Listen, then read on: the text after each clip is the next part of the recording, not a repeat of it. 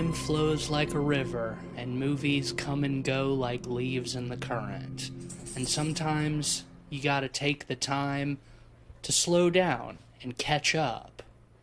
You're listening to America's most middling podcast, The Pod People, and the Jingly Dog, Piglet. I'm Mr. Melancholy, Matisse Van Rossum. I'm Jonathan Davis of the hit band Korn.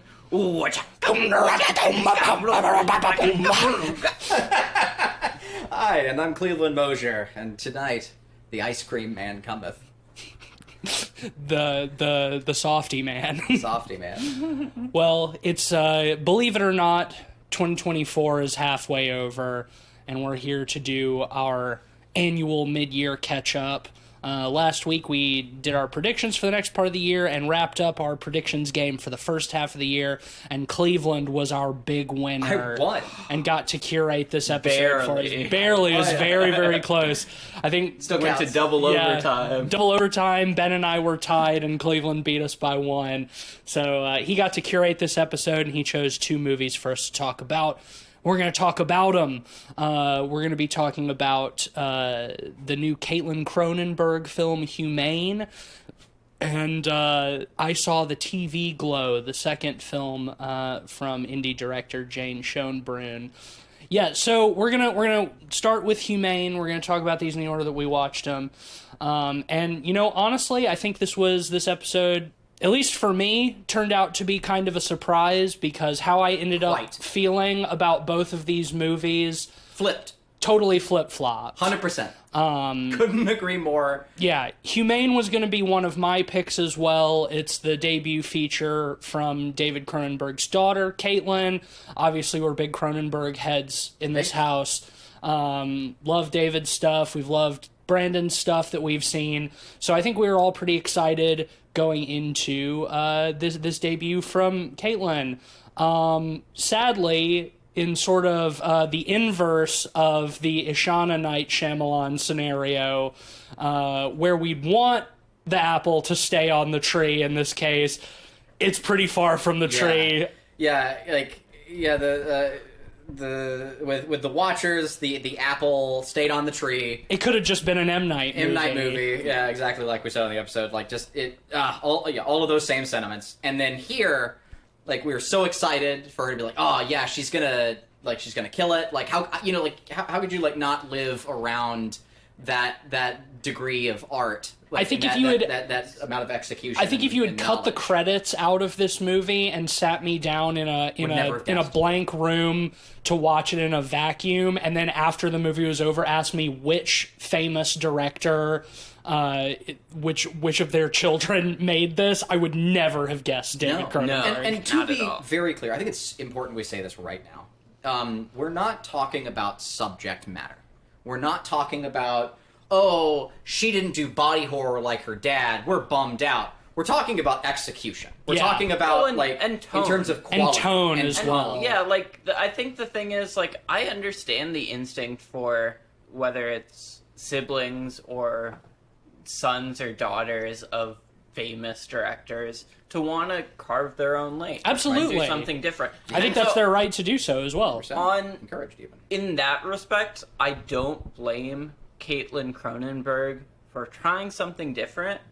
I blame her for not executing well. Yes. And I think that's important to lay out away. All of my gripes are in respect to quality, are in respect to competency and cheapness. They are not in, again, I'm frankly, I don't think there's much need to get that deep into subject matter with this movie anyway. Me personally, I hated it because I hate women. Oh, wow, and, right, and so of course we love the dad and the brother. We love the dad and the brother because they're men, but because Caitlin is a woman, she doesn't know how to make a movie. So that's why women famously can't make movies. Notoriously, we hate women directors on the podcast, and we've given 0 out of 10s every time we found out. Rose Glass, get out of here. Julia Decor, no, fuck off. Fucking more like Decor, no. Decor, no, I don't think so. Jennifer Kent, I've spent enough time watching your movies. Can't stand it anymore. That's right, which I think is funny because like for most of those, like we've given 5s. Like we, love. Yeah, I mean, I'm obviously doing a bit. Like we don't have to that's all. apologize for ourselves but here. It is funny. But also this movie was bad, and I did hate it. It was. I'm sorry. That's let's mean, go but over the it was awful. synopsis really quick. Yeah. So on a high level, I'll just go over it really quick. We're in like a near future, near apocalyptic situation where global warming has gone out of control, and to deal with it, the government has implemented a 20% selective service sort of euthanasia program, voluntary euthanasia program. They said in order to save the planet, to get us back over the tipping point, 20% of the human population needs to die. Yes. Needs to die. So the government has set up this program where people can volunteer to be euthanized, and their families will get a pretty hefty payout for it. So this movie is set with that backdrop. It's set at a family dinner where the father is a famous former newsman, but he voluntarily decides to euthanize himself along with his wife, and turns out they start to change their mind, and the wife gets cold feet, but the government agency shows up and demands a body. Which, look, government euthanasia program, tight set, the inner workings of a family politic, while their father has decided to kill himself, and the complexities that ensue from the future crimes. Pretty Cronenbergian. Pretty cool in concept. Well, I love all those ideas. I even like the politics of this movie. I remember seeing the trailer. I remember seeing the trailer and thinking, "Oh, this is a really cool concept. It's almost like a Your Next style home invasion movie." Yeah. But where the home invaders are government agents, essentially. Yeah. So and I thought it was going to be more of that. Where really, it's not a home invasion movie at all. Really. No. It doesn't know what it is. It's a mess. It's totally messy for sure. And just while we're talking like high level premise, I think that like the Cronenbergs are Canadian, right? And just recently in the last couple of years, Canada has basically made like assisted suicide, like euthanasia, legal. And under the pretenses of, terminally ill people can choose to die with dignity rather than suffering. That's, how they frame it. Legal in, I think, I can't remember if it was Washington or Oregon. I think Washington, Pacific Northwest, some countries in Europe do it as well. But what we see it actually primarily being used for, and what it happens a lot in Canada, is that like homeless people who struggle and cannot like assimilate themselves back into society, cannot find a place to live, cannot find a job, are hopeless, so they volunteer to kill themselves. And so that serves a sort of like higher governmental purpose of removing the eyesores of homeless people. That it's done under these pretenses of it being like a good thing and positive, but it has a more sinister sort of undercurrent. So I think seeing with Caitlin Cronenberg being a Canadian filmmaker and like seeing that kind of stuff, like you can see where that would be frustrating enough to be the impetus for this kind of movie. And like you mentioned, Cleve, like I generally agree with broadly the politics of this film. The problem is they're executed in such an obnoxious, like smug kind of like soy way that it just makes you roll your eyes. I'm glad you mentioned the relevance to Canada, because I think that's a really important element. Because otherwise, a lot of the politics in this movie, especially the political references, feel very Cheeto brain, Trump brain, CNN brained. So to speak, in that like it feels very American coded, even though like they don't explicitly say where this is supposed to be set. No. I noticed a couple of license plates say, like, Greater Ontario, but also at one point, like, the government agent guy, Bob, is talking about, like, immigrants flooding across the southern border. Yeah. And it's like, that's gotta be America, right? Because... Yeah. See, what immigrants are flooding across the Canadian border? See, I didn't even make the Canadian euthanasia link in my head while watching it, and I just thought it was America. Yeah. Because, like, again, like, they have 24-hour news coverage where it's very talking head, style. Like, they talk about fake news and stuff, and... maybe that's just us being American and not realizing that spread.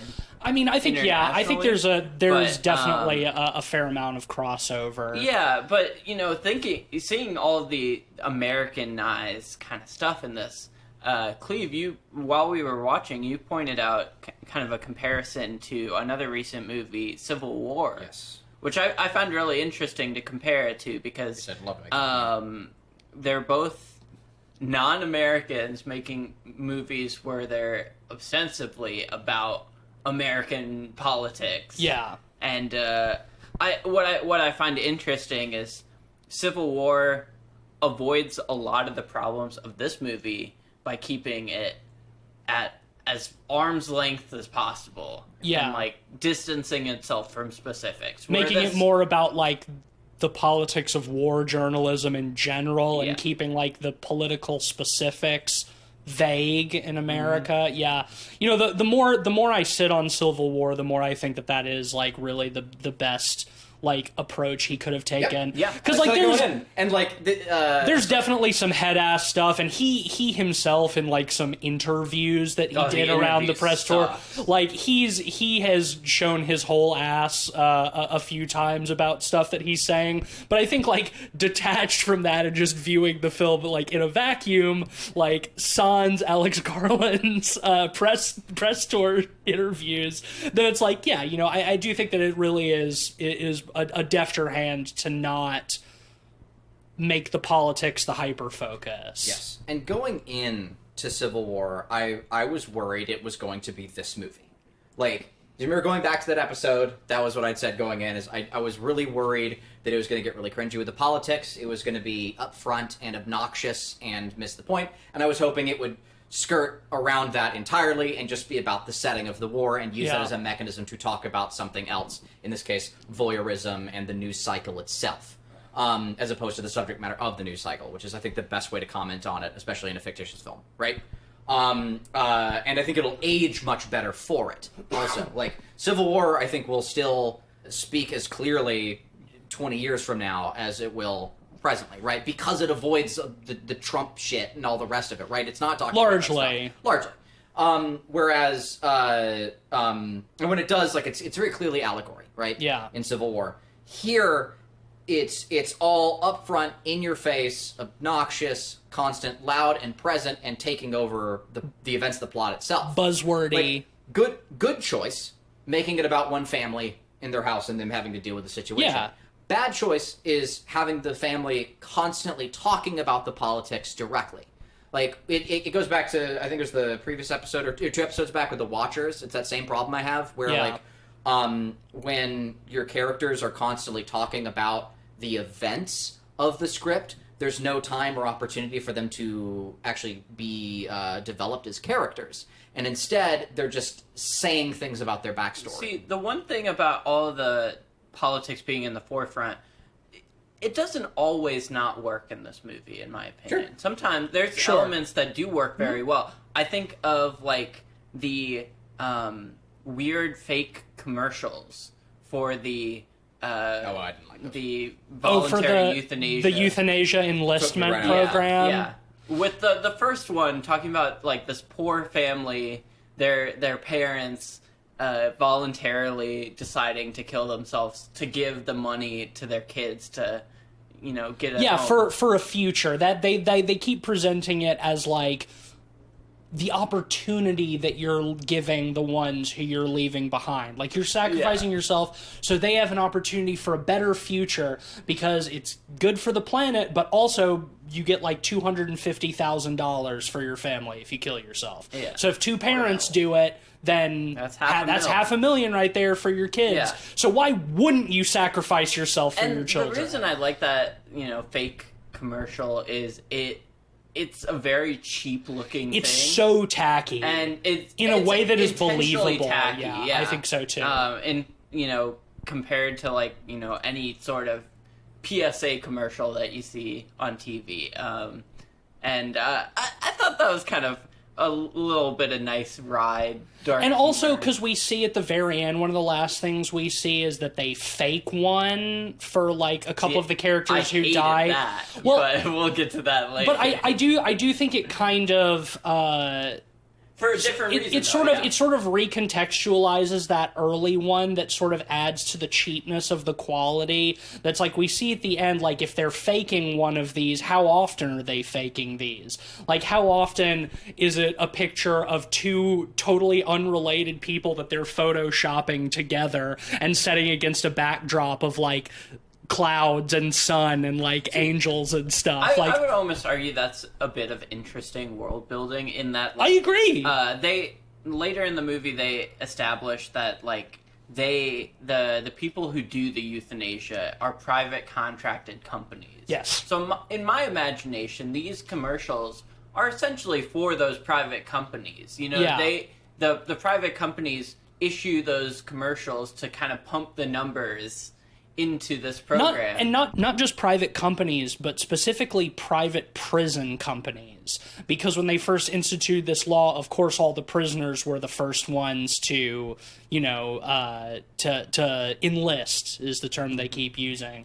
So the prisons are empty, so what do the private prisons do? Well, now they work for the government, going to euthanize these people for a commission, basically. They get a commission on the bodies. Yeah. So that's why, like, as you've already talked about, so the dad and the stepmom are going to euthanize themselves. The stepmom gets cold feet, runs off.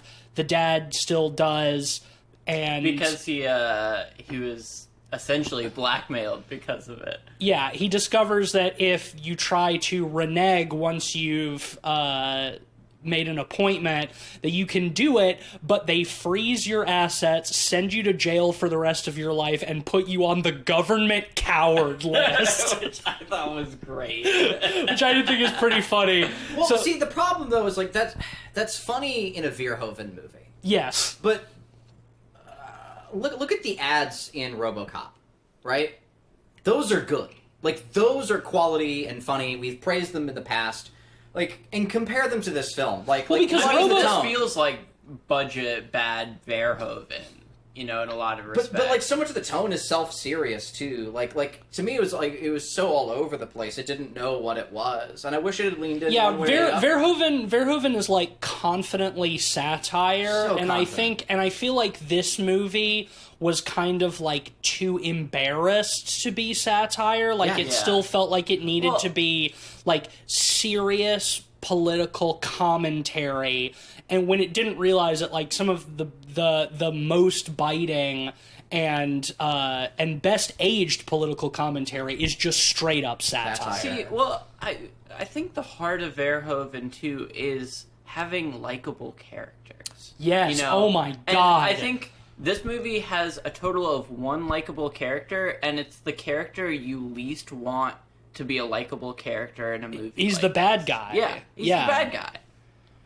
And even him is like uncharacteristically like volatile sometimes for no reason at all, really. I like the dad character because he's played by Peter Gallagher, who is a character actor that I enjoy. I don't think the character is all that interesting.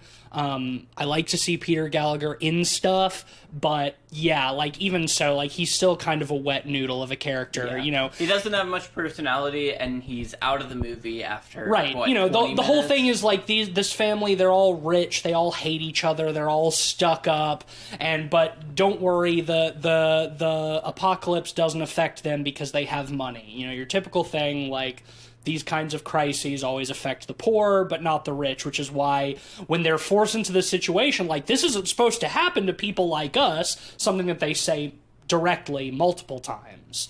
Yeah. Then we get to see their really nasty sides come out as they turn on each other and decide, like, and, you know, have to decide who's gonna be the second body, because the government has to take two. Well, and there's no heart to that stuff, because, like, ideally, you know, your audience would want to connect with, like, the ex-junkie character. Yes, the adopted brother. Yeah. He's supposed to be the likable one. He's supposed to be the emotional core. He's not, though, in this movie. Oh my god, He dude. sucks. He makes too many stupid decisions to be likable. Yeah. And it's not like endearing kind of stupid decisions. It's just like the number of times his brothers and sisters, like, outright try to murder him and cut him and stab him, and then 5 minutes later be like, oh, we didn't mean it, we're family, we love you, and then he's like, oh, shucks, you guys, and, like, tries to go back to them, and they do that so many times in this movie. It's endemic of a big issue in this movie, which I think is just cowardly writing. Yes. Where, like, you want to make a big move that will kind of change the course of the film, and then you freak out and you reverse course. I will say say do that so many times in this movie. Well, another example with the same character is half of the film he is like an incompetent, crippled car accident victim, because he was in a car accident. Assumedly, he was on whatever future drug. Yeah, and you know, like or past, present drug, whatever. Yeah, we don't know. And someone died.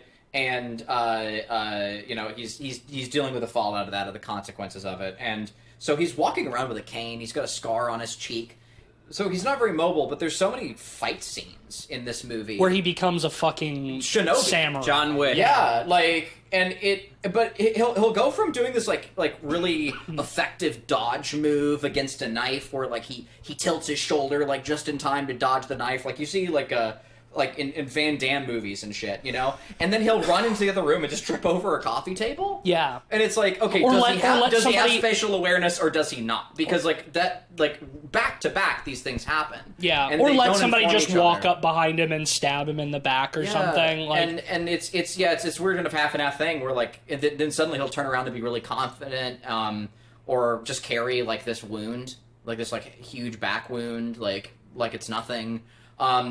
It's very wishy-washy. It's very uncertain, and to me, it's also indicative of whoever directed or blocked, or boarded or staged the scene. It can be kind of hard to say, but it's probably Cronenberg. But like, I mean, that's the job of the director.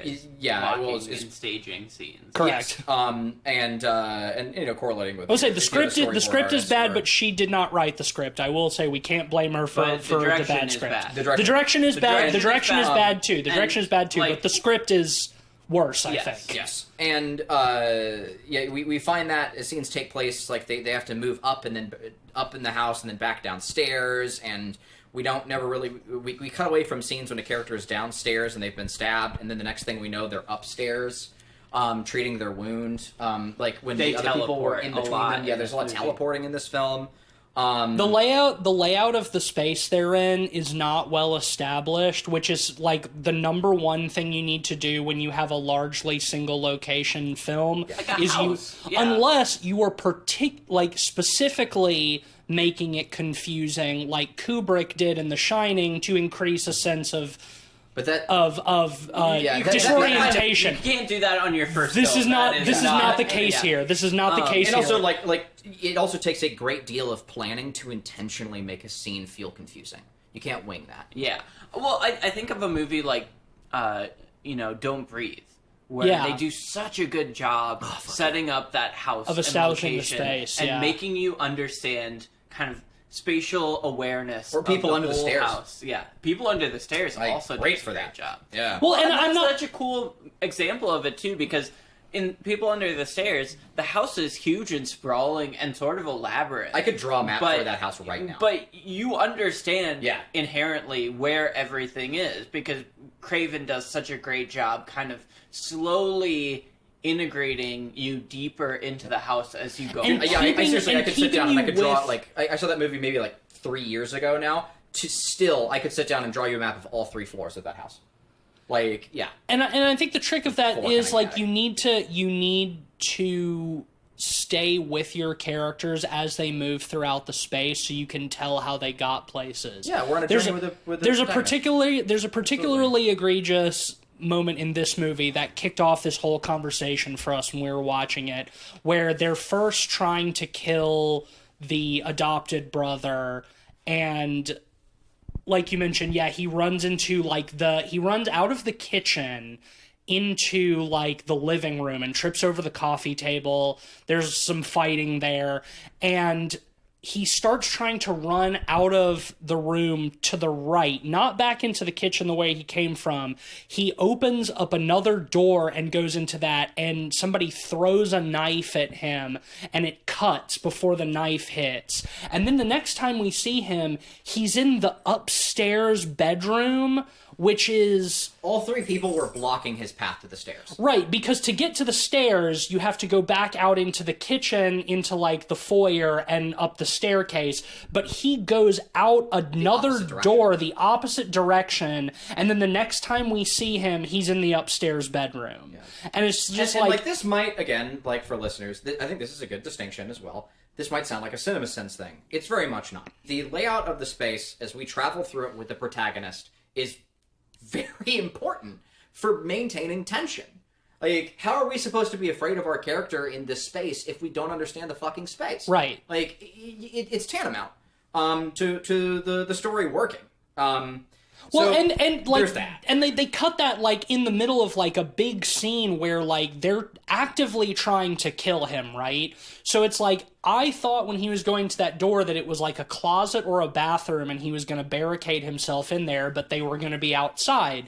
But so then not only does it fuck with your sense of space when we cut and he's in the bedroom upstairs, but also when he comes out of the bedroom, the house is like all dark and quiet, and we don't know where any of the other siblings are. So how did we... there's something missing there. Yeah. Where we went from literally mid-fight scene with all the characters in one place. It like, ends with someone hucking a knife Hucking at a him, knife and at it cuts him, away and it- before we see impact. Right.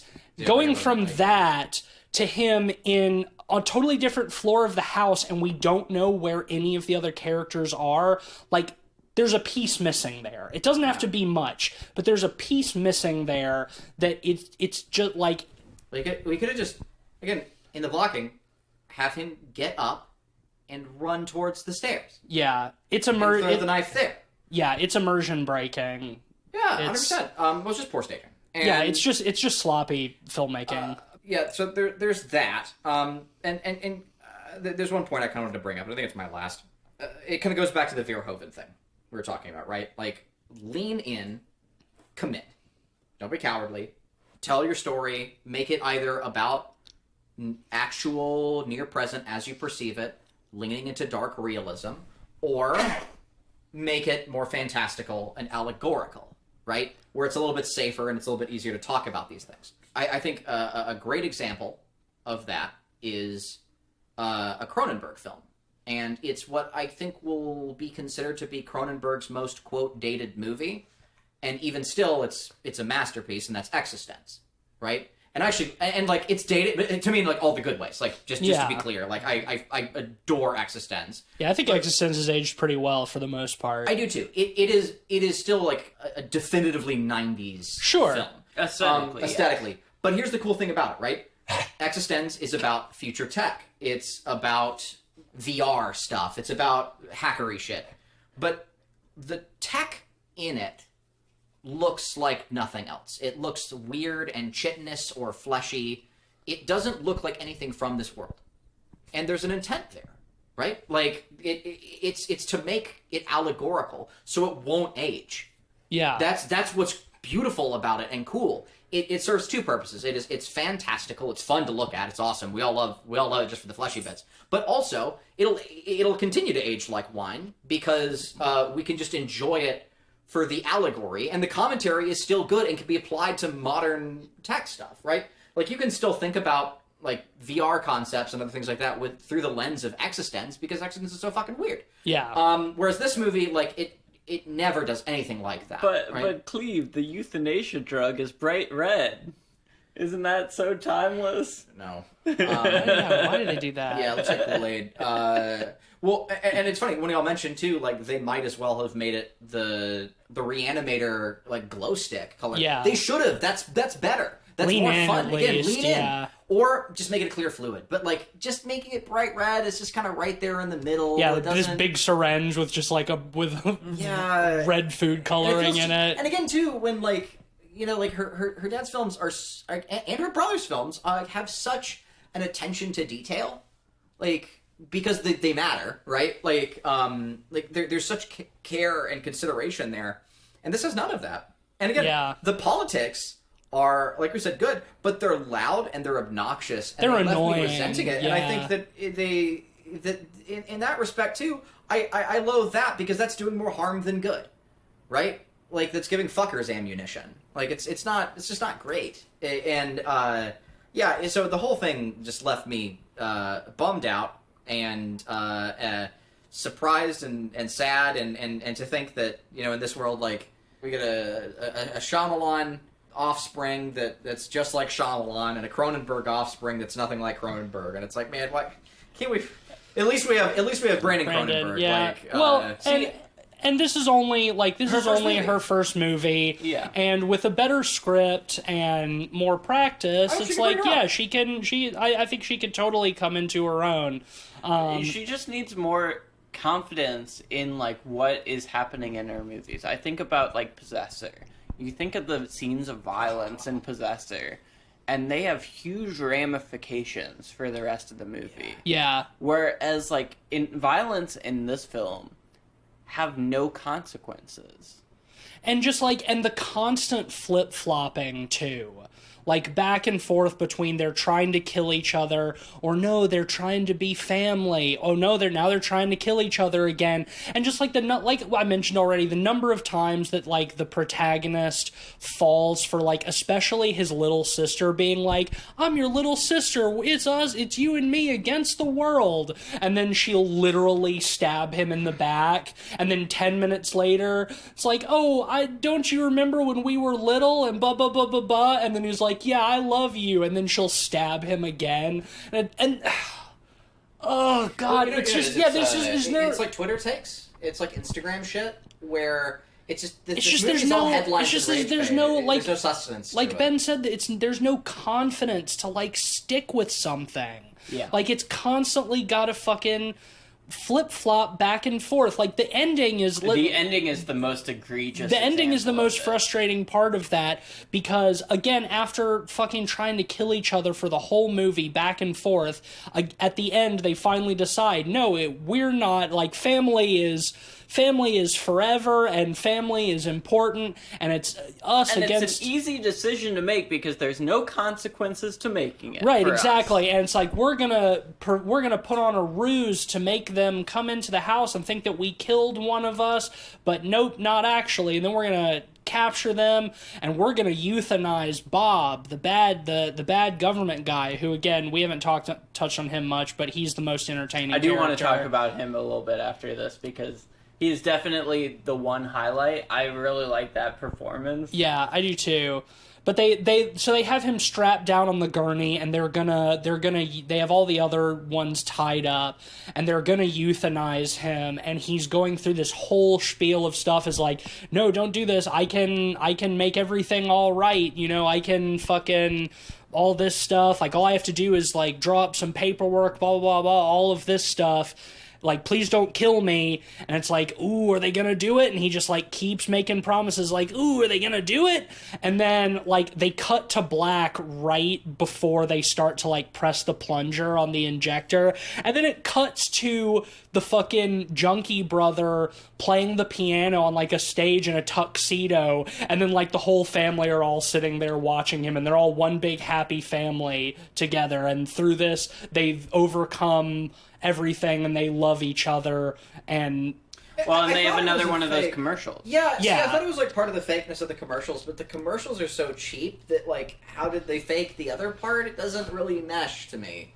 well, yeah, they because like the one younger sister does end up dead, so they have her, and then like Which is doubly confusing. Sorry to cut you off, but like it's doubly confusing because when they have Bob strapped to the table, we see from the previous scene the younger sister was down on the floor and they put a cover over her. And Bob wakes up and he sees a body with a cover over at the same spot.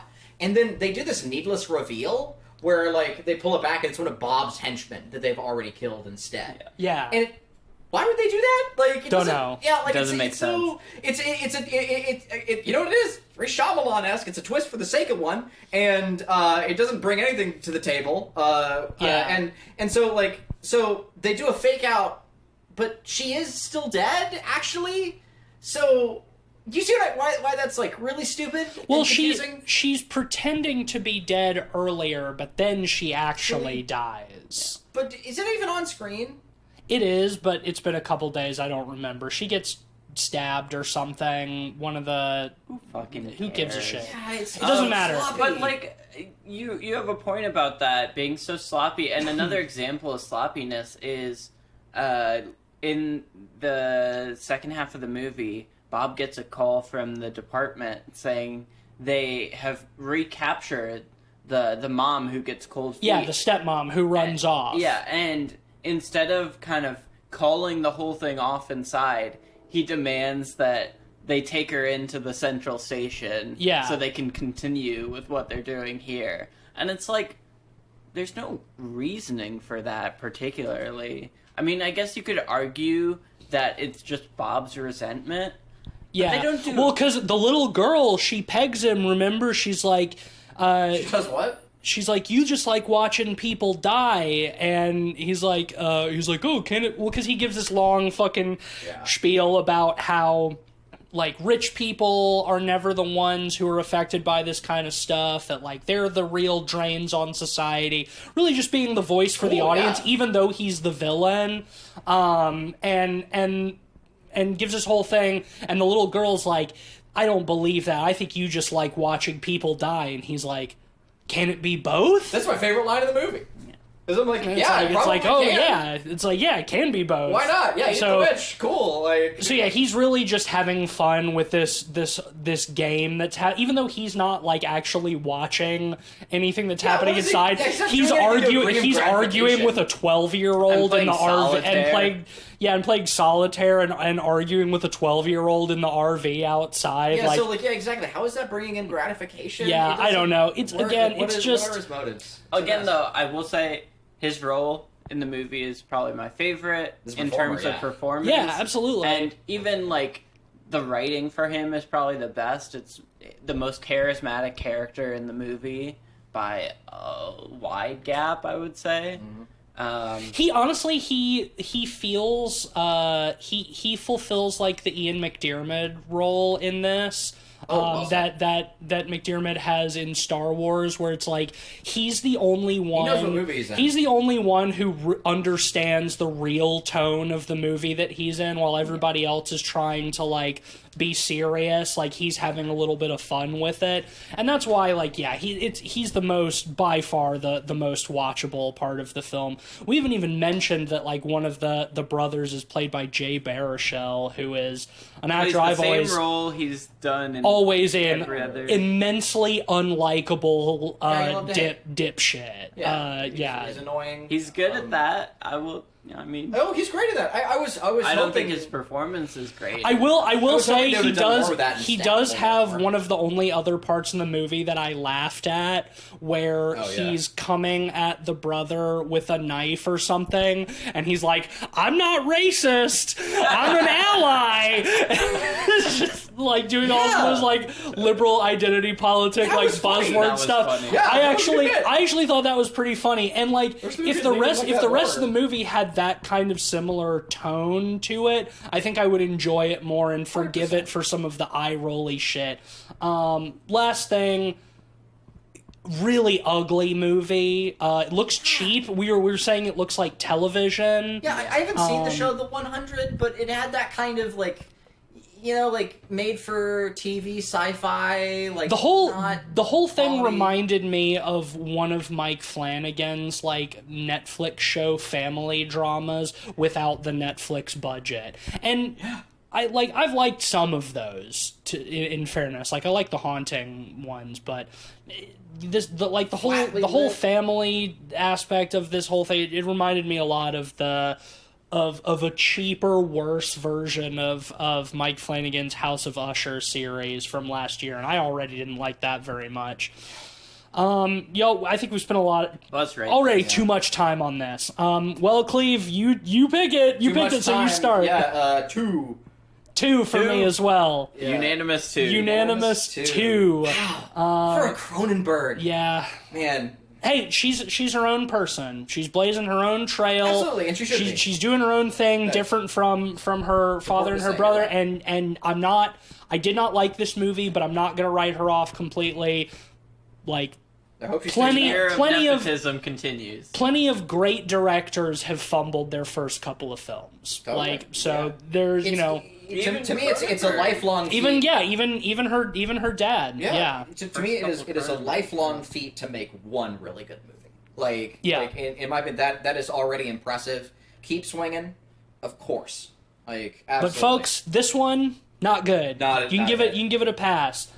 And moving on to the opposite end of the spectrum, let's talk about I Saw the TV Glow, a film that, like I said going in, I was flip-flopped on these. I expected to be all in it for Humane and to not really like I Saw the TV Glow, but man, I really liked I Saw the TV it was Glow. so It was good, great. dude. I gotta say, I'm probably the minority of this group in that I loved Jane Schoenbrun's last movie, We're All Going to the World's Fair.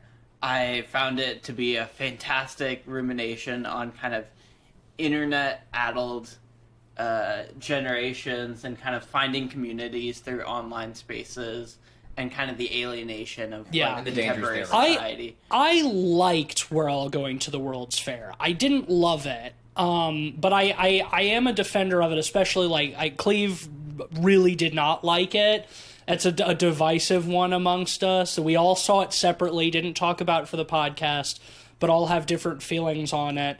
But my thing is when I saw the trailer for this movie, I thought, uh-oh, this looks twee. This looks like twee bullshit, which is like very much not my thing. And there's elements of twee in this, But it's so not It's twee. well, I handled. think what is so masterful about this film is it is very hyper specific and niche. Yes. Like it is so specific to an experience of a certain age group and to transness. Yeah, well, and I think that That- I do want to, before we get into like our discussion of the film, just do sort of like a broadly general disclaimer. This movie is very much about the experience of being trans and coming out, and we recognize that the three of us are three cisgender white dudes, two of us heterosexual. So the last, gay. really the last ones that need to be speaking intellectually about a story like this. So, like, if we unintentionally misgender somebody or use the improper language, I swear it's We're an trying our honest best. it's an We're honest very mistake. dumb. It's an That's honest fine. mistake that comes from ignorance, but I think that we're all more than comfortable saying that trans rights are human rights. Yes, trans rights. We're very Um, pro trans here. I will say, like, And if you're not, fuck even off. Beyond the trans stuff in this movie, I feel like there's so much to glean beyond that in terms of, like, you know, our generation's specific kind of fixation on nostalgia and media culture that I find so interesting. Well, and I want to draw this comparison early between We're All Going to the World's Fair and I Saw the TV Glow, because I feel like they're very much sister films in a lot of ways, but where We're All Going to the World's Fair takes a very sort of non-narrative, sort of experimental almost approach. And minimalist approach, I think. Yeah. I Saw the TV Glow takes much more of a mainstream crossover kind of approach to it. And I think there is benefits and detractions from that. Yeah. I think overall it translates very well. Yeah. I will say though we'll get into this a little bit further, but I will say, like, there's a directness to some elements of this movie that I feel like can be kind of on the nose, but it's portrayed in such a sincere way, kind of like stop motion, that I don't always mind it all that much. Well, and I think that more broadly than that, I agree with you, and I think the reason that it doesn't bother me is that this movie is so pointed in its ultimate message and, like, who it's speaking to, and I think that it is talking, at least from my perspective, I think it's talking very directly to trans people who have not come out yet, or who have maybe not even realized that they're trans yet. And so I think that some of that stuff that you say could, you know, maybe be more ambiguous but is very direct, is because I think they're trying to say something. They have a message that they want, that they want people to hear, that needs to be heard. And so I don't have a problem with it in this case. Where I agree with you, I think a lot of times I would want more ambiguity. It for me, is what hit hardest. Yeah. In the film. Like, it is what has left me still kind of reeling after watching it. It's made me stop and cry several times after seeing it. It is really hit home. Well, I wanted to also give my points. It ties back into our previous bit about the World's Fair, because I personally did not like that movie. Sure. I thought it. I love the ideas on paper, but in execution, it left me wanting so much more that I felt like there wasn't any meat on that sandwich. But anyway, let me start with the top of my notes real quick. Might be my horror pick of the year, for starters. Actually, before I get too deep into it as well, I just want to say I wish I hadn't seen the trailer for this movie. It didn't ruin the film for me or anything like that, but I think the less you know about this movie, the better. And I would just, right off the top, before we get too deep into our discussion, go watch it, please. Like, watch this movie. Develop your own thoughts for it, because thinking through it's a vibes piece, so, like, you want to let the movie deliver the information. And I think we should. It's kind of hard to get spoiled, though. At the same time, like, there's not all that much twists and turns. So it's not for the horror. It's not from a point of spoiling it, but I do think that this is, like, a film best experience. So I think just in general for our conversation, like, we can hit plot points, obviously, but I think we should avoid getting too into the weeds with story specifics. Because, I think this is just one you need to see. But based on TC already said this, but based on the director's previous work, I was concerned it would be too twee and not deliver. But the subject matter was incredibly well handled. It discusses nostalgia with refreshing nuance and authenticity. I will say, going back to the trailer, like, the trailer, I feel like one of the challenges with how it's cut is it really focuses on kind of the twee indie pop music soundtrack of it. And that really kind of emphasizes the tweeness, where, like, I think the music in this is handled really well. Yeah. Ultimately. And it does feel really authentic. Because it's so hyper. Well, the trailer leans really heavily into the nostalgia aspect of it, and I think makes it seem a lot more just kind of like candy coated, when like a big part of the film I think is like how kind of dangerous that nostalgia can be, or misleading it can be. Yeah. So Well, that's what's so cool about it. Yeah, that's exactly what this is about. This note that I wrote down, because I really wanted to kind of formulate that thought, because I was thinking about it a lot. I think all three of us are really tired of nostalgia bait. Who isn't? Like in 2024. Except for the things that I'm specifically nostalgic about. Yeah. Give me more of that. Right. But the things that other people are nostalgic about, that can Well, it's like, throw that in the trash. Yeah, like it's the fucking Star Wars thing. It's like everyone like just keep pumping out Star Wars, and everyone's nostalgic for it. So they just keep letting them pump out more Star Wars, and it's all fucking divorced dads and stormtroopers and shit. And I'm so tired of all of it. See, but at the same time, I am such a slut for media that is commentary on nostalgia culture. Yeah, absolutely. Right. Right. Well, yeah, if you have something to say about it instead of just shoveling the slop into my mouth, then 100%. And what helps you have a say about it is having a firm grasp on it. Yeah. Right? Is understanding the subject matter, not just fucking copy pasting it, right? And this director has such a firm grasp on like juvenile internet lore and like creepypasta horror. Like they really do deeply understand it. They know all the fucking Five Nights shit. They understand all the SCP stuff. They're like our age, I think. Yeah. Within a few years, maybe a little bit older. Yeah, like it's so of the clear. same generation. Like going off of a both person of these who's films. grew up in the like mid to late 90s, raised by the internet kind of thing. But what's cool about it is like neither of these movies are love letters to those things. Like they understand creepypastas, but they also understand like what makes them like not good, like not quality as well. Like they understand what is effective, what is not, and how to provide commentary on it.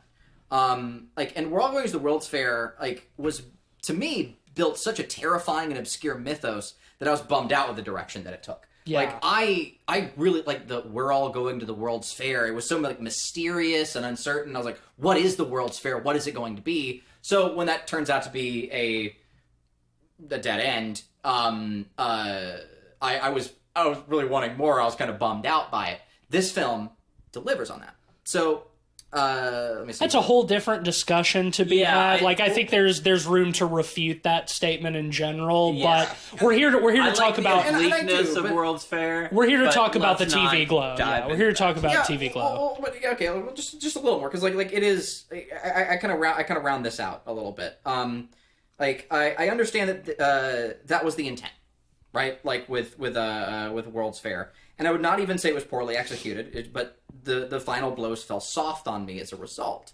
I saw the TV glow to me delivered on every promise that We're All Going to the World Fair made, and I think because of that, I may be able to revisit We're All Going to the World Fair as a first film more favorably as a result. So I think that this film does make that film better. It's more accessible. It's certainly more accessible, and they do, like, you call them sister films, they do share a lot of the same themes.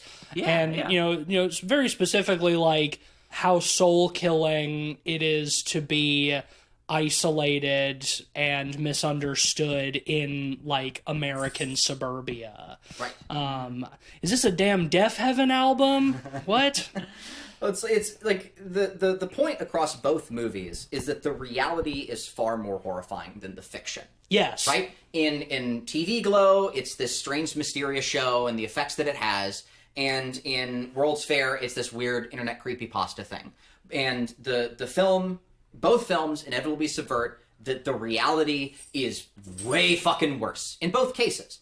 But in TV Glow, like, I felt like we got to have our cake and eat it, because you get to see all the cool stuff, you can touch the mythos, and then you get dragged back to Earth kicking and screaming, right? The lore is horrifying, but the reality is way worse. Like, and that's why I think the ending was fucking perfect. See, I would argue neither film is about the lore, though. Like, neither film is about, like, the media that it's covering. It's about the characters themselves. Well, it uses the media as an allegory. It's about what it represents. Yeah, but it is like the meat of the film. Like it is the thing that is happening throughout the movie. Yeah, but it is a metaphor for in either. I think overly focusing on we're all going to the World's Fair as a creepypasta or the Pink Opaque as a specific TV show can kind of be a misdirection. It's what those things represent and what they mean to the characters. Exactly. If we want to relate to the characters, it should mean something to us too, and it should be effective. And I think it is in both. Yeah.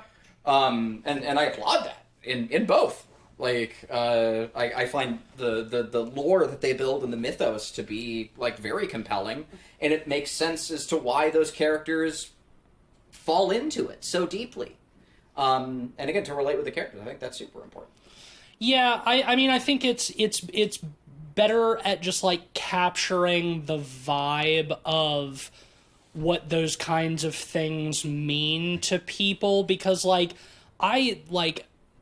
have no connection to the kind of 90s television that the Pink Opaque represents in this movie, right? Or Buffy the Vampire Slayer, that kind of shit. But because of how well executed the movie is, I understand what the characters are feeling, because it allows me to connect it to my own feelings of things that I'm nostalgic for. So even if I'm not nostalgic for this specific thing or this specific type of thing, I can very much empathize with the characters and feel that. And I think that's what's so well done about it, and and what's so masterful about the writing and execution of this movie is, as we've talked about, it's very much a story about transness, and I'm not trans, but it's so effective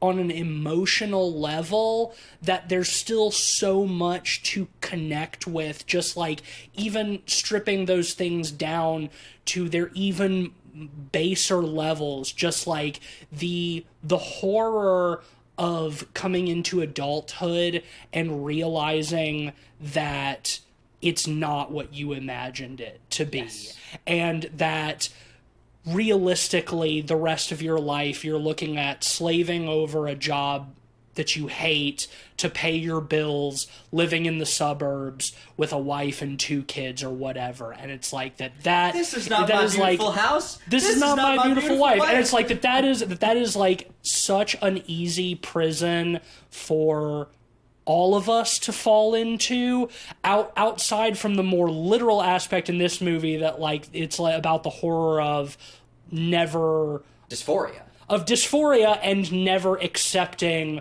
who you really are on the inside and choosing not to come out, basically. That's more specifically what the horror in this movie is. But it still resonates on a deeper level. Yeah, well, I think the core of our generation, especially having trouble grappling with your own identity in this very ugly world we live in, and falling into kind of making your identity, the media you consume. Yeah. Resonates. I mean, we're talking about this on a fucking movie podcast where we focus on, media every week. Yeah. We're not talking about ourselves on this podcast.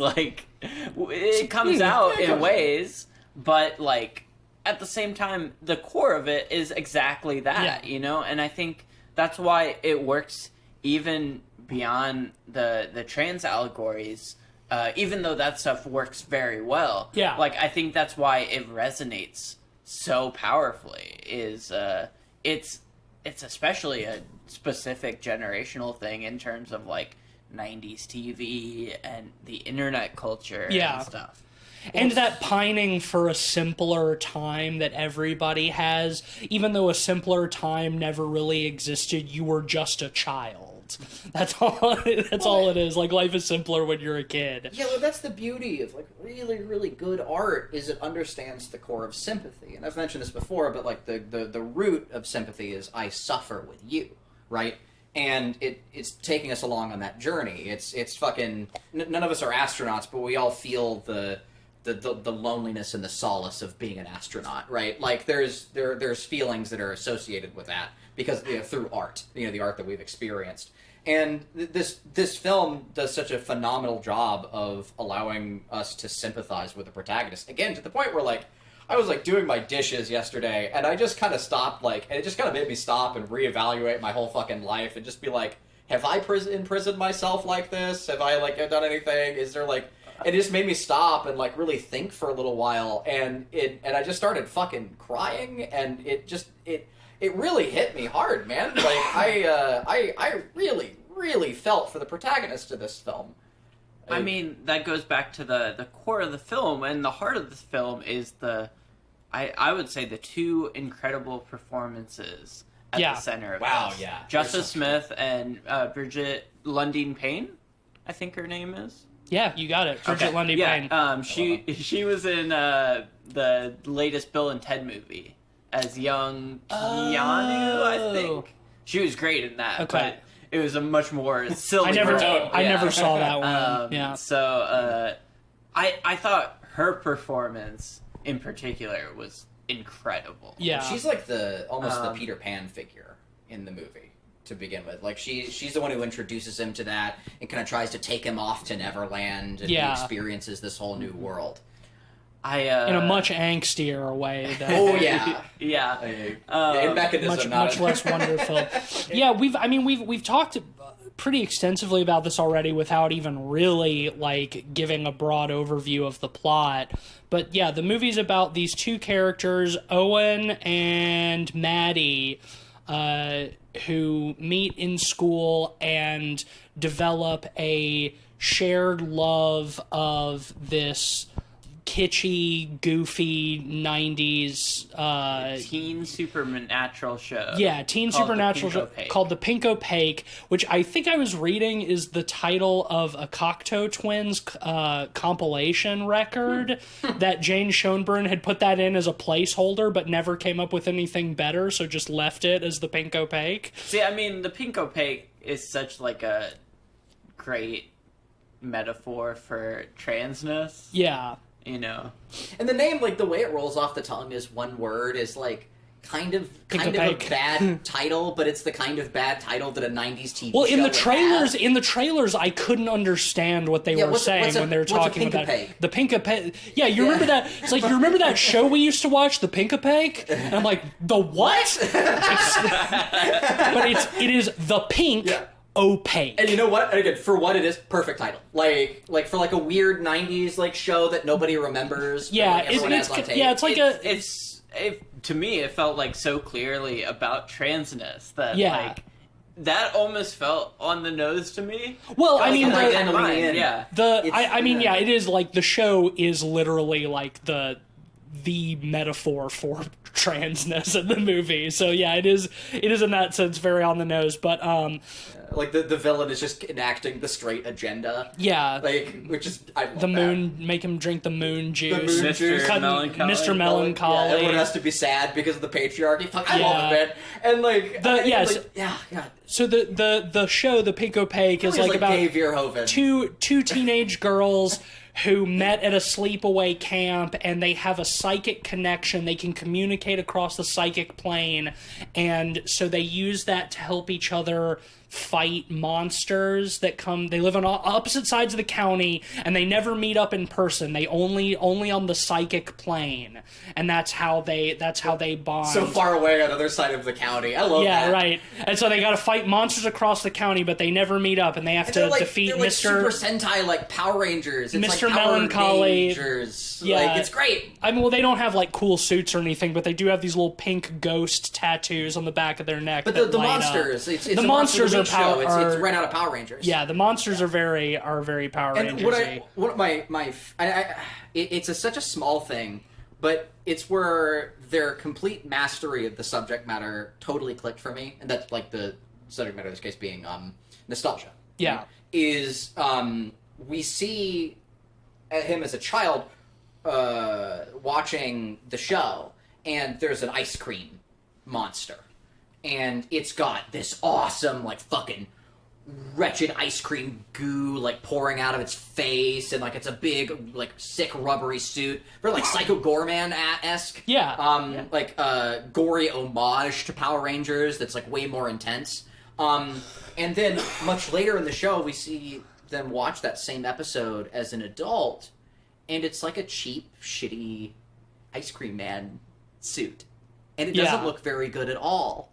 And how cool is that? Like, to, like, revisiting your childhood and, like, oh, these things aren't as neat as they were, but that fantasy that I built in my head was so cool.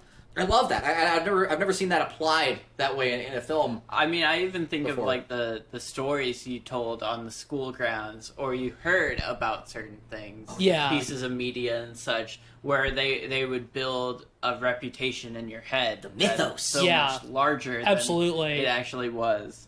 Yeah, your friends telling you about a scary movie they watched, and so you build a picture of it in your head, and then years later you go into it and watch the movie, and it's like not at all how your friend described it, or whatever. It's like, I mean, it is like really the perfect like encapsulation of like nostalgia. It's great to me because I try to do that in my own art, and there's so much cool material and creative material, and like kind of start sifting through your past. And I love that. And so it was so cool to see, like, oh yeah, as an adult they come back to it and it's like a cheap cardboard ice cream man suit, and the show didn't have any budget. But his child mind, made it this elaborate thing.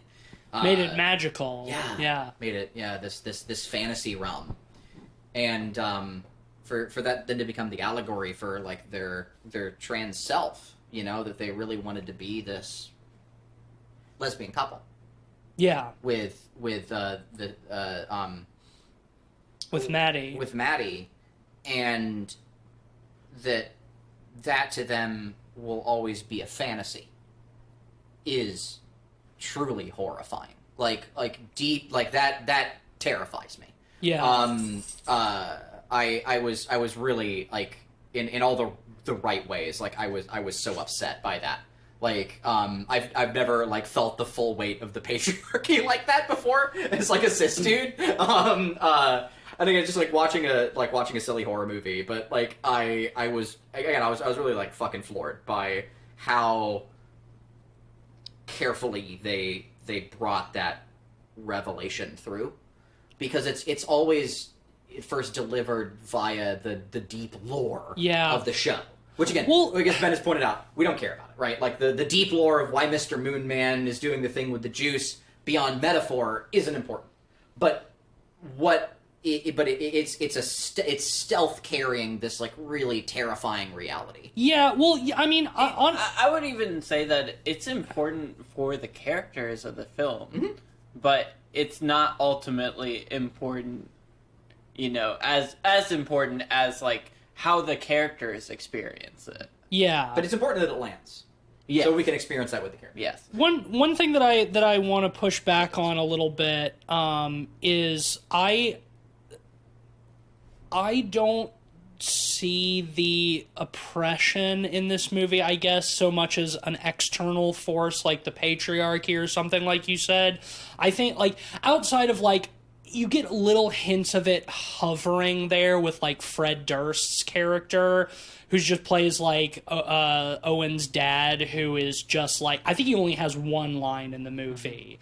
And he's a very imposing But he's like... Yeah, he's always hovering, and the way that Owen behaves around him tells us everything we need to know about his dad and about his relationship with his dad. So there is that sort of like outward pressure, but really I think it's all so much more internalized. There's a reason why the villain in The Pink Opaque, the Man in the Moon, is called Mr. Melancholy. Yeah. And it's why it's the depression, it's the melancholy that pumps you full of the moon juice and then buries you alive, never to be able to break free. It's like it's being crushed under the weight of your own melancholy to the point that you're never able to realize your true self. And I think that's what's so scary about it, is because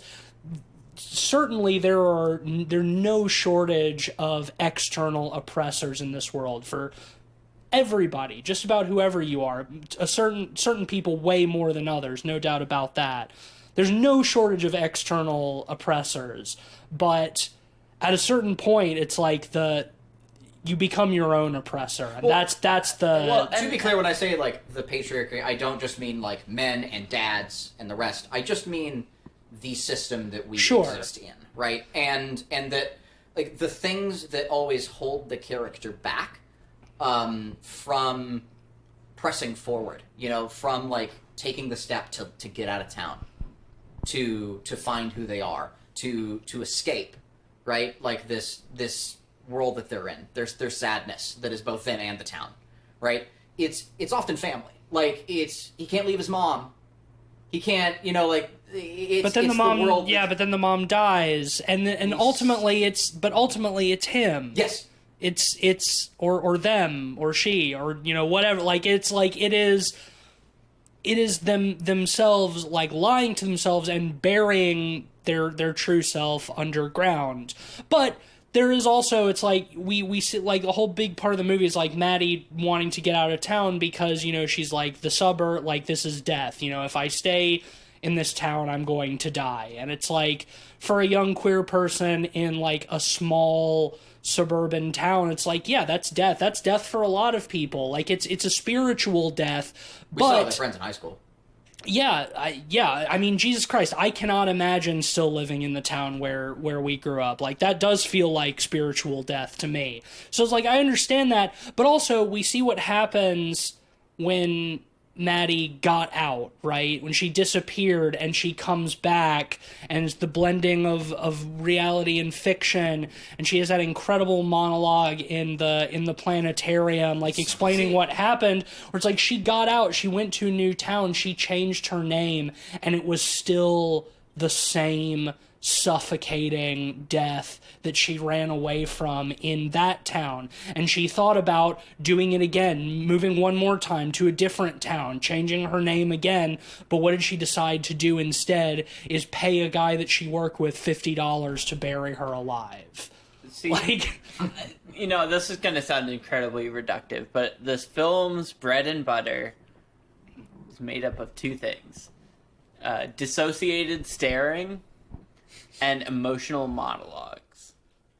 And both of those hit super hard in this movie. Yeah, but actually done well, where that kind of thing in most shit is terrible. Yeah. See any of our episodes? Yeah, but we make fun of that shit so often. Yeah. It's so nice to like talk about those things genuinely when it's used love. effectively. One of the monologues, he talks about, or they talk about the days and months and years go by which feel like seconds. Yeah. Both of the characters talk about that, really. Yeah, time feels wrong as you get older. It's kind of in a way, it's kind of talking about like the trappings of using media as distractions to avoid grappling with, these challenging topics of identity and self and who we are in this shitty world that we live in. Yeah. And I find that incredibly resonant, like as someone who loves, diving into movies and video games and stuff. And I think we all do. And like that is what gives me joy in life. It is very much a distraction. Yeah. But what is the alternative? Yeah, I mean, it is a distraction, but it's also like it's like an antidote. It's like really life is not worth living without the joy of experiencing art. Like everything else in life is like what is the point if you can't watch a good movie or listen to a good record or something? It's like, what is the point of fucking going through the drudgery of work every day? It's like, it certainly is escapism, but like, shit, man, like, Well, I mean, I feel working like 40 hours a week fucking sucks. What else are you gonna do? What this movie is kind of going at is the alternative is loving yourself. You know, I guess loving who you are as a person, and like I think that's a very poignant message. I think with this movie, it's incredibly heavy. Like, they show how hairy grappling with that even is. You know, like Owen as a character, he doesn't really cleanly come to terms with that. No. You know, and I think the movie's more powerful because of that. He explicitly doesn't. Well, yeah, I mean, I think it's, again, this is from an outsider cis perspective, but, like, it feels like a warning, like a cautionary tale to, like, young trans people who haven't come out. Is like, this is what you run the danger of becoming if you don't learn, or if you don't take the courage to love yourself and take that leap and be who you are. Is like, this is the death that awaits you, is what happens to Owen in this movie. And it's incredibly depressing. Yeah. It is so fucking bleak. And powerfully so. And another thing I wanted to touch on that I found to be so, like, tactful and impressive about this movie is it has much to say about gender, about coming out, or in this case, not coming out, but it very carefully talks around sex. Like, this movie is all about gender, very little about sex, right? I mean, one of my favorite lines in the film. Owen is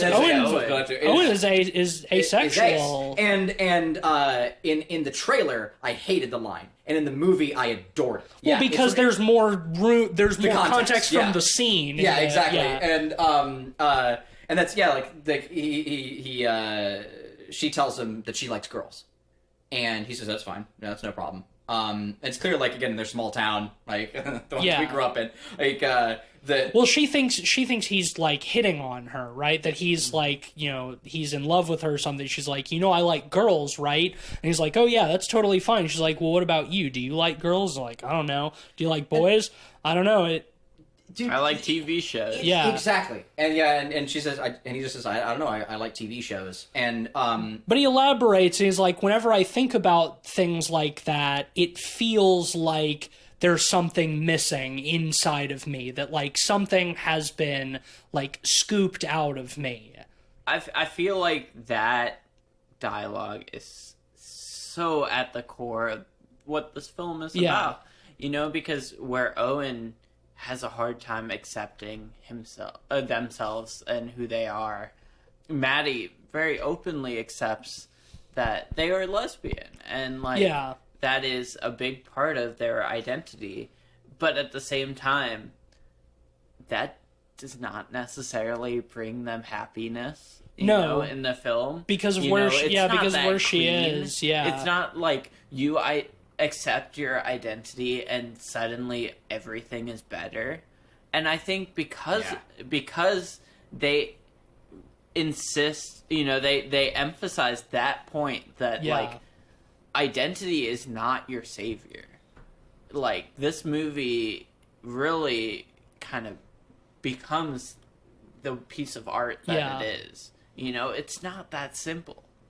It never is. Yeah, exactly. Yeah, absolutely. And yeah, I think that's so fucking cool. I want to talk about the Twin Peaks influence in this movie. Oh, they have the music bar that Maddie and Owen meet up with, you know, at later, where Snail Mail and Phoebe Bridgers play at. Sloppy Jane and Phoebe Bridgers. And Phoebe Bridgers. Snail Mail does have a song earlier in the movie, though. The singing, like, it reminded me of Club Silencio.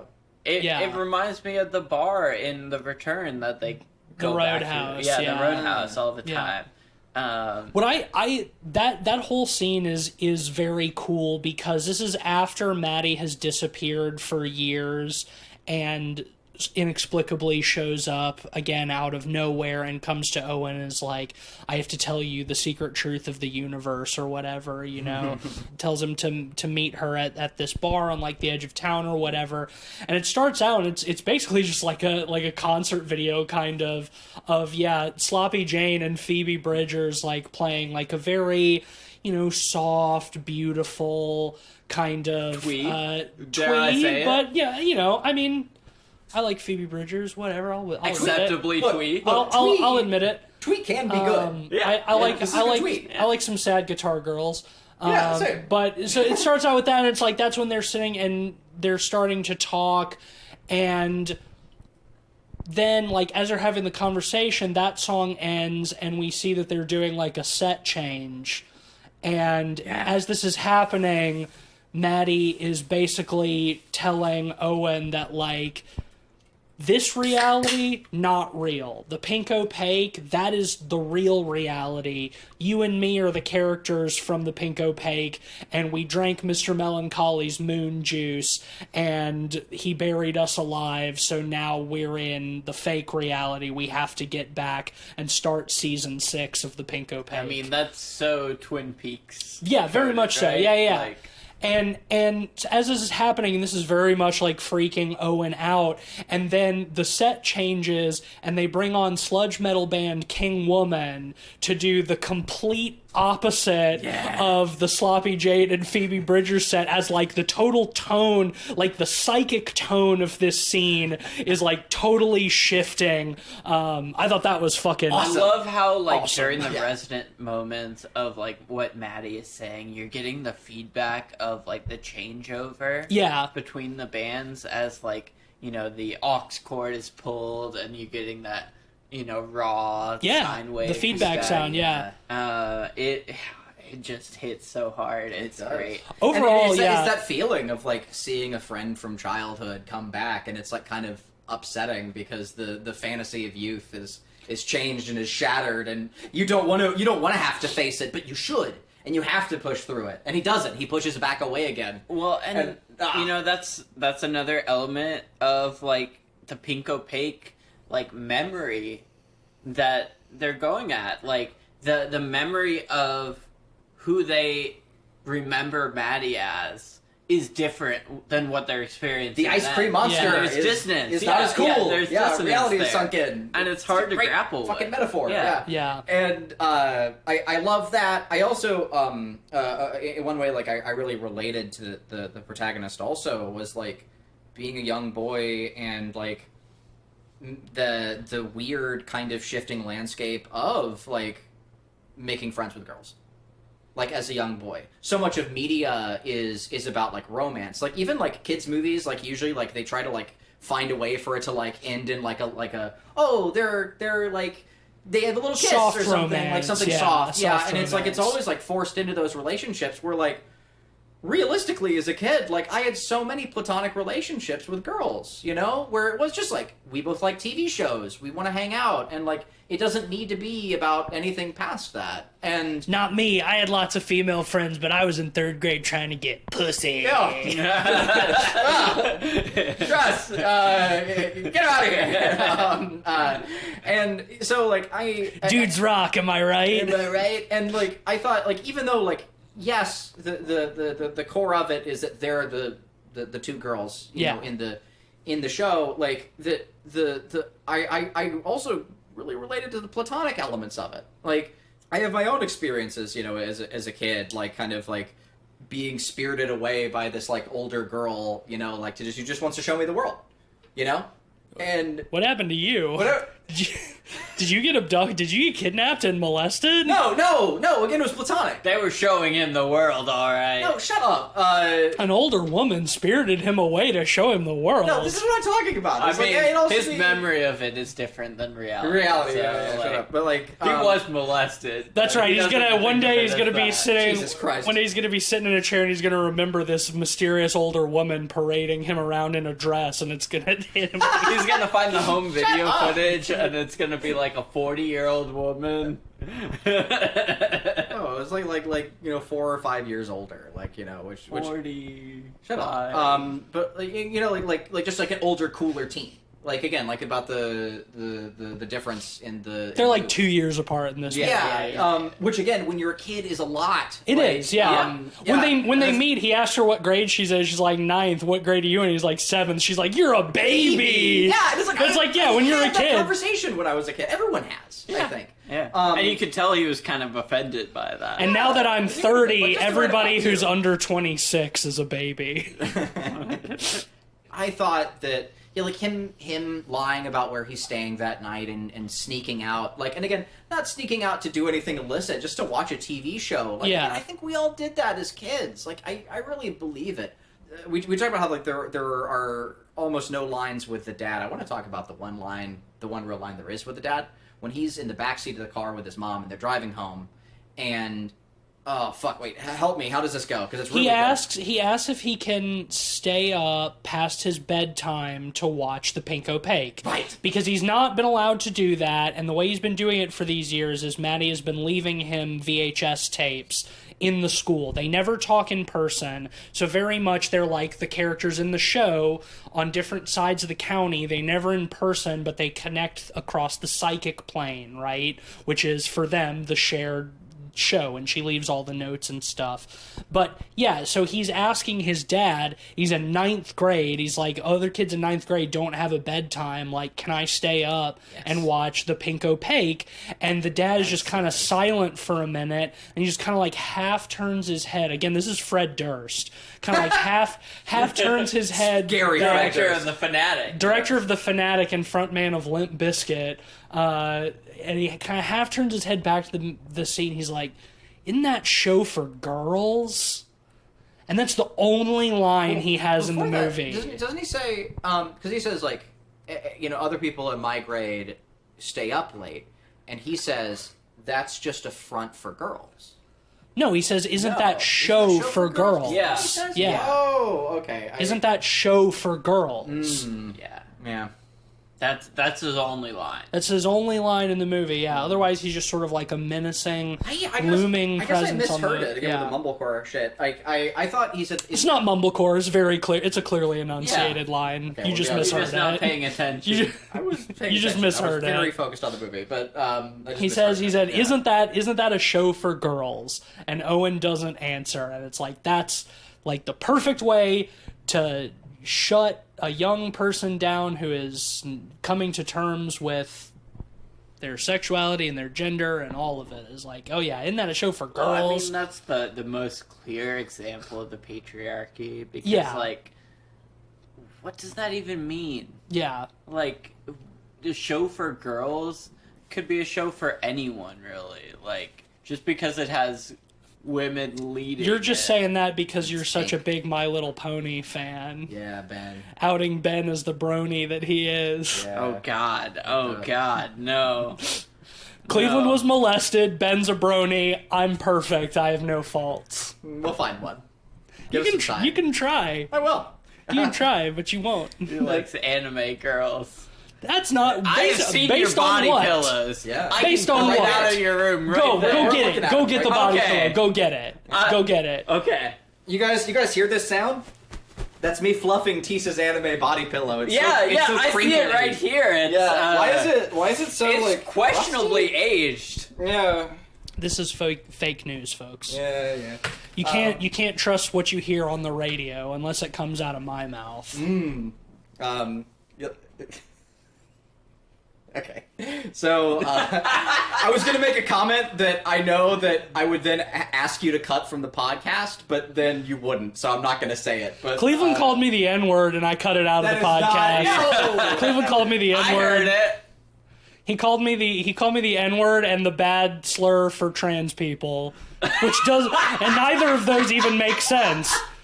Because I'm white and cis, but Cleveland is out here using slurs against me, and I'm the editor of the podcast, so you can trust me when I said that I cut that See, out. now I just have to give the context. I have no choice. But you'll never know. Because T said, you can only trust what comes out of my mouth, and I said...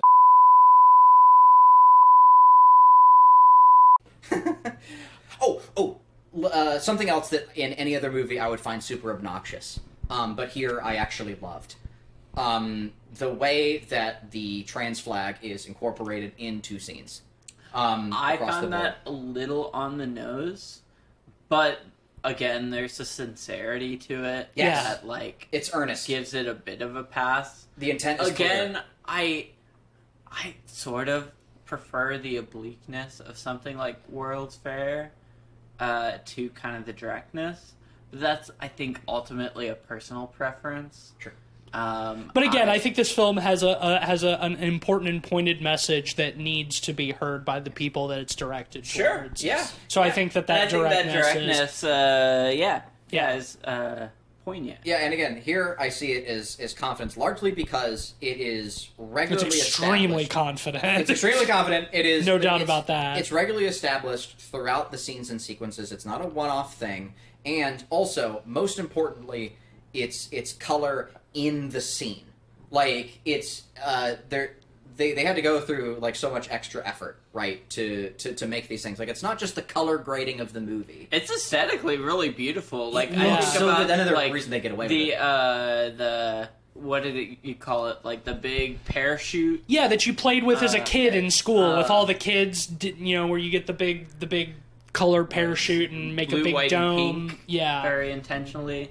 Or when he's walking through the school hallway and you have that lit hallway with windows on both sides where one is pink and one is blue. Yeah. The The whole was color built into the palette of scene. this movie is like pink, purple, white, blue. It's like it's all very intentionally coded around the colors of the trans flag. I do want to ask you guys about this because on the subject of things that typically I would hate in other movies, but I thought it was done really well in this.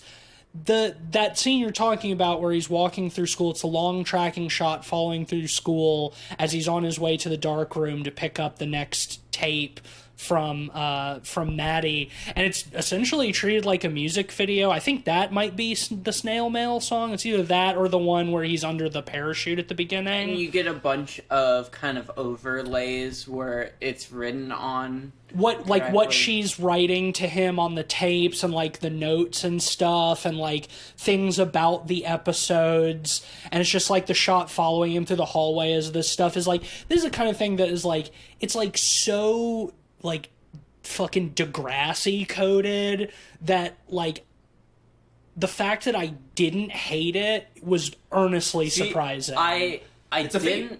didn't It is. I Yeah, didn't it's impressive. love it, but I think the reason why I didn't hate it is because again it's so hyper specific. Yeah. It is And directly confident again. specifically like what the episode is focused on, kind of these hyper specific tapes. Yeah. Rather than kind of just broad platitudes. And it's them communicating across the psychic plane or whatever, like it's because his narration before that is like how over like the next 2 or 3 years or something, like he didn't speak to Maddie in person at all, but like all of their communication was via these tapes and stuff. And it's like, I think that is like such a good way to represent that and see the earnestness and care that comes from her towards him, like in the stuff that she's writing to him on these tapes. And like it makes it believable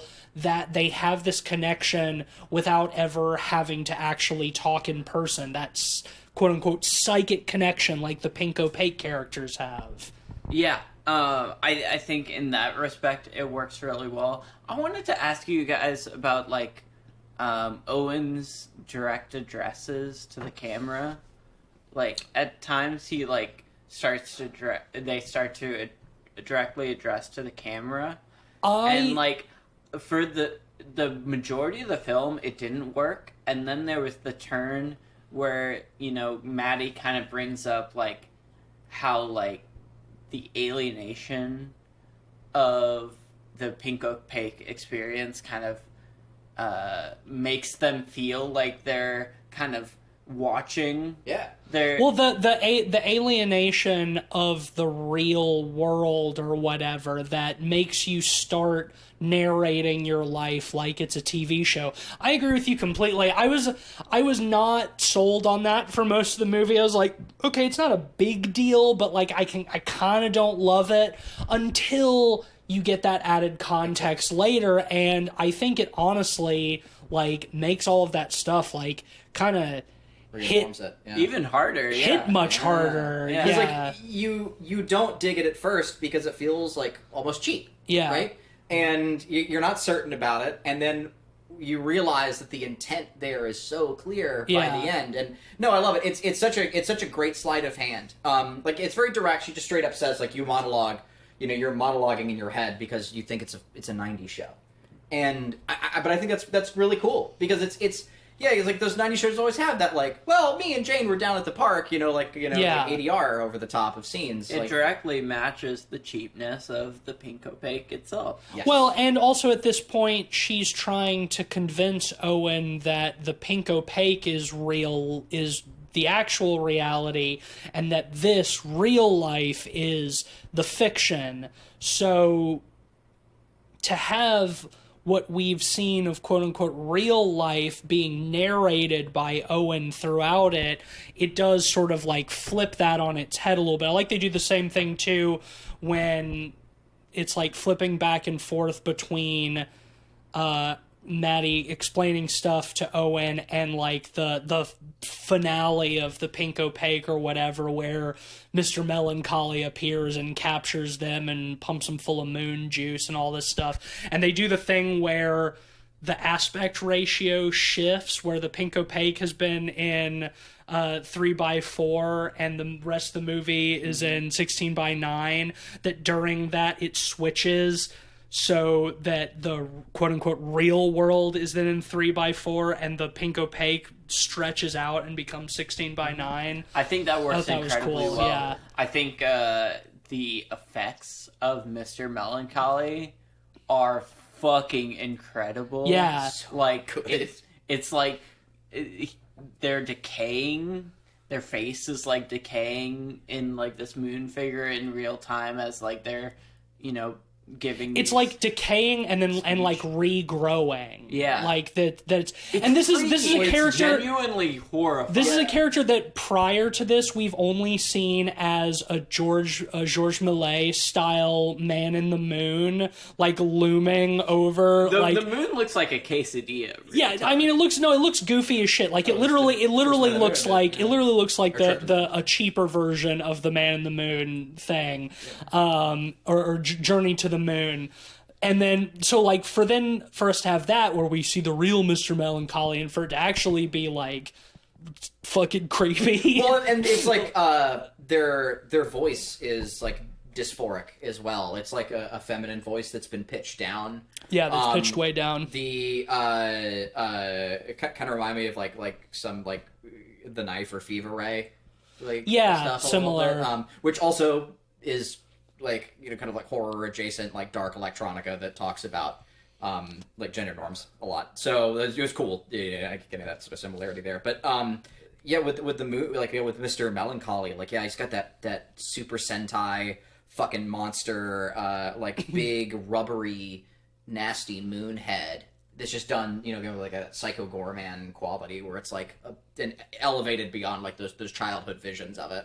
And then on top of it, they do those really cool, like modern digital effects that just look. Yeah, it felt very Lynchian. But the actual face is like totally dead and lifeless. Yeah, it's dark eyes, just a dark kind of void of a mouth. Yeah, like, just very very well just gonna done. Eat your soul. And again, it's a guy in a suit with a big moon head. I love that Mr. Melancholy's henchmen are it's like dancers that have the Mactonite kind of like moon head, but it's like it's hair and a goatee that's curled into like a crescent It moon reminds me shape. of like Matthew Barney characters. Like they would come out of Cremaster or something. I don't know if you guys know that series, but it's vaguely like a modern art, video art series where it's full of like weird ass characters like that. I'm vaguely familiar with Cremaster. I was at back when y'all used to share an apartment. I was in your place, and yeah, Ben, you had it on, and I think Teeks and I saw it. This is years ago, and my tastes have changed. But like, I saw it for like 2 seconds and I wrote it off as like weird fetish shit. I don't know. Maybe I should readdress, but like I don't. Yeah, I don't the. I mean, it's contemporary art, so like Yeah. Matthew Barney did date Bjork though, which kind of definitely tracks. checks out. Yeah. Yeah, that tracks. But yeah, I love their design. I love the moon henchman. Let's work in towards the end now. Can we talk about how emotionally devastating that planetarium monologue is? Oh yeah, no, we should do that first. Yes, Yeah. I agree. That Holy fucking shit. one shot, Oh. one shot, incredible performance. Incredible performance, Like- incredible writing. Like, Yeah. one of the performances Like, of the year, in my opinion. just- It is not one shot. Is it not? It is not one No. shot. It is emotionally devastating. It is an extended monologue where only Maddie is talking, but it is cutting back and forth Between the two of them? Okay. between them and some like flashbacks to Pink Opaque stuff, and we see like Owen trying on a dress with Maddie, and it's like this. So it is. Sorry, I was It is so not. It's not. enraptured by It is not one shot, Yeah. but it is a long extended monologue. It is so emotionally impactful and devastating that even though it isn't a single shot, in a lot of ways it feels like Yes. that because it sucks all the air out of the room. Yeah. Quite literally. That like even if they cut away, like it is all about So focused. what the words Yeah. of that monologue are. it cuts through the whole thing. It's so powerful. I love it too because we talked about earlier with the use of the flag in it, but like they're in that gymnasium when he's a kid with the parachute thing that everybody gets under, and now he's returning to that same gymnasium, but now it's one of those astral inflatables. Planetarium. Yeah, it's Well, planetariums. and when they meet at the beginning of the movie, it's on election night where their parents are at Owen's parents are at the school. That's where they have the voting booth set up, and he wanders off and meets Maddie. But they're talking about how like voting night is special because it feels like the school is transformed into something else. And they mention it's like, when they set up the planetarium in the gym or such and such, it's like it feels kind of magical because it's like a familiar place that is transformed into something else, which of course very heavily ties in with the themes of transness and transforming. But you mentioned it earlier, the elements of Maddie talking about moving to a different place and, even after the move, feeling very alienated. That nothing has really changed. Yeah, to the point where they convince someone to bury them alive. And they go in a lot of detail talking about, like, that experience. Yeah. And it's devastating. Yeah. It's horrifying to listen to. Just kind of the detail that's integrated into that monologue is so vivid that even though they don't show anything specifically of that, it paints such a clear picture in your mind's eye of what that was. Yeah. Well, and I think what interestingly too is like there's not they just kind of end up miraculously outside of the coffin. Like there's never like I got lucky and such happened and someone came along and let me out. It's just like I awoke and I was outside, and it's like, so there's not like an actual escape. It's like it's just death. It's just dying and being reborn into the Pink Opaque or whatever. And that's what she's trying to convince Owen to do, is come out behind the football field where the stoners used to smoke, and I'm gonna bury you alive, and you'll claw your way out of the ground, and we'll be back in season 6 of the Pink Opaque and everything, and you're Isabel and I'm Tara, and everything is great, and like that's where we're supposed to be. What I love about this is I would consider this, rather than ambiguity, I would consider this blurriness, in that like we don't really completely know if the Maddie that's giving this monologue is even real. Exactly. We yeah, don't exactly. know if this Maddie is present giving that, or if it's in Owen's mind's eye. The psychic, they're communicating across the psychic plane, Exactly. right? And it's intentionally blurry in a way that's still doesn't detract from the vividness of it. And I think that's one of the challenges of ambiguity in filmmaking, is often it can feel kind of unspecific. Yeah. Where this feels incredibly specific and incredibly vivid to Owen's experience. Well, and I think it makes it captures the fear, the terror of taking that kind of leap to be true to yourself, that in order for Owen to be reborn as Isabel or whatever, that Owen has to die. Yeah. It's just like when I mean, that's why like trans people call their previous names their dead names, right? Like there's like a death involved in that as part of the process. And like,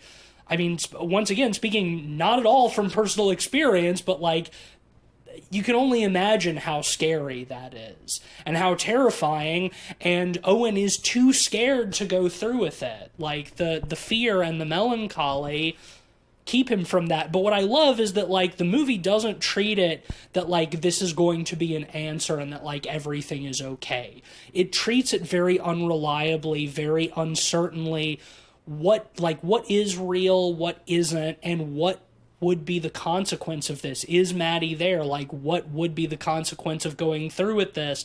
It's not just like an offering a hand into a better life, but it's offering a hand into the possibility of a better life, but through a traumatic experience of killing yourself and being reborn or whatever, you know? In this case, the ambiguity or blurriness is it forces, or at least in me, it forced cognition, right? Like, it left me after the film, after the credits had rolled, and we'll get to the end scene, but after the credits had rolled, it left me thinking to myself, like, which is worse? The pink opaque being real, or the, like, reality, in this case, being real? Yeah. And I realized, like, the fantasy of it, the pink opaque, is that Mr. Melancholy is ripping everyone's hearts out and burying them alive. The pink opaque is full of monsters. It's full of monsters. Yeah. It's scary. It's terrifying. And it's set up to be. And it's set up so highly, like, just to be terrifying, right? Like, they do such an effective job of that. And even still, the mundanity of it is way worse. Like just being trapped in your shitty, you know, the fucking 40 hours a week, the spiritual like, suburban death. job. The spiritual death is far worse. And that's, to me, just like fucking flowers on both fronts. You know, that it's able to get the fantasy, to make the fantasy so terrifying, and to make the reality even worse. Like, that's hard to fucking do, man. I mean, yeah, in real life, it's full of monsters. Yeah. It's like the pink opaque. But, you know, like, Owen instead falls into distraction not only of the pink opaque TV show, but the workforce. Yeah. Well, he grows, quote unquote, grows up. As he says, it's time to, you know, after Dad died, like, time to become, I think he even says as part of his, like, voiceover, become a man and become a productive member of society. But all that means is continuing to work at the movie theater with Connor O'Malley, and then and then following him to the fun zone and working there for 20 years. And then looking back on, now the pink opaque is on streaming, but it's not like I remembered it all, and it's actually embarrassing that I ever loved this, you know? That just like that killing, that spiritual death, that killing of anything that is magical and meaningful to you, even if it's scary, just like the smothering of that by just having to be a productive member of a capitalist society, and you get your wife and your kids and your flat screen TV, and you have your shitty job, and you just do that for 40 years until you die. And it is perfectly framed by the best use of Connor O'Malley you could have. Really, the best surprise came. I knew Fred Durst was in this, but just like Connor O'Malley shows up is just like in this movie of all movies, you know, because like Connor O'Malley is like such a like he's kind of a like a Boston-y dude bro kind of guy. Like it is like hyper surreal, dark, fucked up. But it's like, how you know. But it's how you know like, that Jane Schoenbrun is like of our generation and like raised by the internet. Pulse, Is like right? finger on the online. Yeah. I love how Connor O'Malley is introduced in this movie. He's introduced by Owen walking in to him getting a blowjob, and it almost is reminiscent of like the Shining scene. Kind of. Yeah. Well, like, I love because when he gets caught, like it's so normal to him, but like to Owen, it's kind of upsetting, and because of that, to us, it is too. Yeah. And, like it's when he gets caught, he just does that deranged Connor O'Malley cackle, you know? Yeah, like. It's so funny, dude. Connor O'Malley is a true agent of chaos in this movie. What I like is like he has very few lines. Like, I mean, he's not a huge part of the movie, but like he's just so perfectly used as Connor O'Malley, like to be just like this awkward dark presence. I actually when I got back home, I rewatched his rebranded Mickey Mouse video, which I highly recommend. If you're not familiar with Connor O'Malley, like I think it's probably one of his best because it's an hour-long stand-up special. I know, I haven't watched it yet. I've heard it's really funny. Yeah, I'm ready to give that a go. But yeah, like that video is perfect because it's like 10 minutes long, like the right length for something like that. It's just entirely like unhinged, is putting it lightly. But yeah, he's insane, and he understands like how to capture like that kind of dark insanity that is very prevalent in what like edgelords love. Yeah, and he plays into it as commentary in like a really cool way. So yeah, it was awesome seeing him as like that character, as like that kind of framing for the trap.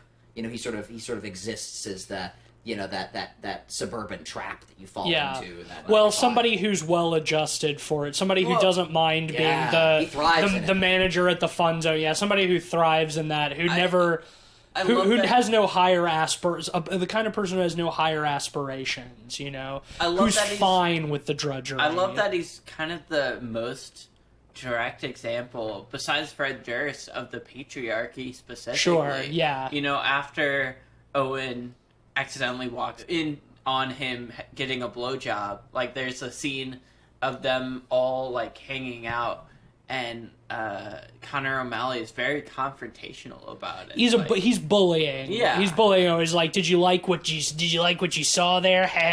He's like, "Why don't you look me in the eyes?" Yeah, why can't you even fucking look me in the eyes, pussy, or something like? Yeah, just your very typical kind of like bro-y bully. Yeah, mm-hmm. That you're sort of classical antithesis to your Owen style characters. Well, look, we've gone very long with this, and really we've only scratched the surface with this movie. There's still a lot that we could talk about. Yeah, I mean that sequence alone at the very end. Yeah, let's wrap it up with the final scene. He kind of rips his body open. Well, he has like a panic attack at the fun zone, and then is like dying in the bathroom, and he takes a box cutter and cuts his chest open and pulls it open. There's like the TV glow inside. It's like and this is like 20 years later, you know, and it's like his lips are hella chapped. Yeah, his lips are chapped as hell. He's been spiritually dying for his whole life. I will say Justice Smith is like the perfect casting for this, because he can easily look in 9th grade but also 50 years old. Yeah. It's not the most convincing. I don't really care. I mean, it's not the most convincing old guy. It's just chapped lips. It's just and some gray in his hair. Yeah, he still looks pretty young, but it doesn't matter. It looks like in a 90s TV show. It's not. Yeah, it's not the point. Like, but yeah, he cuts his chest open, and there's still that glow of the TV inside. But he closes it back up. His panic attack is what really stuck with me. You know, like the mundane part where he just starts crying and screaming. Well, it's like out of everybody around him freezes. Freezes. It's like time stops, and he's like, he's just like screaming on the floor, and it's like it's very, for as mundane it is, it's very harrowing. Again, it's devastating. Yeah. It's cool because like they don't do like the digital thing where they just do a freeze on everybody else. No, it's like all the actors it's like in a stop stage production moving. Yeah, when they do that. You know, stage someone has freeze. Yeah, stage freeze. Like someone has a monologue. Don't say stage freeze, just do it. It's cool because again, like Conor O'Malley has that kind of like powerful, energetic presence. He's kind of like a beefy dude, kind of, you know, like construction worker beefy dude, you know, not necessarily like Hulk beefy. But anyway, the point is like he looks kind of scary, and when he just like totally freezes, like still kind of happy looking. Like I don't know, like just the way he like his presence sort of carries through that scene as everyone is frozen around him just feels particularly wrong and off. That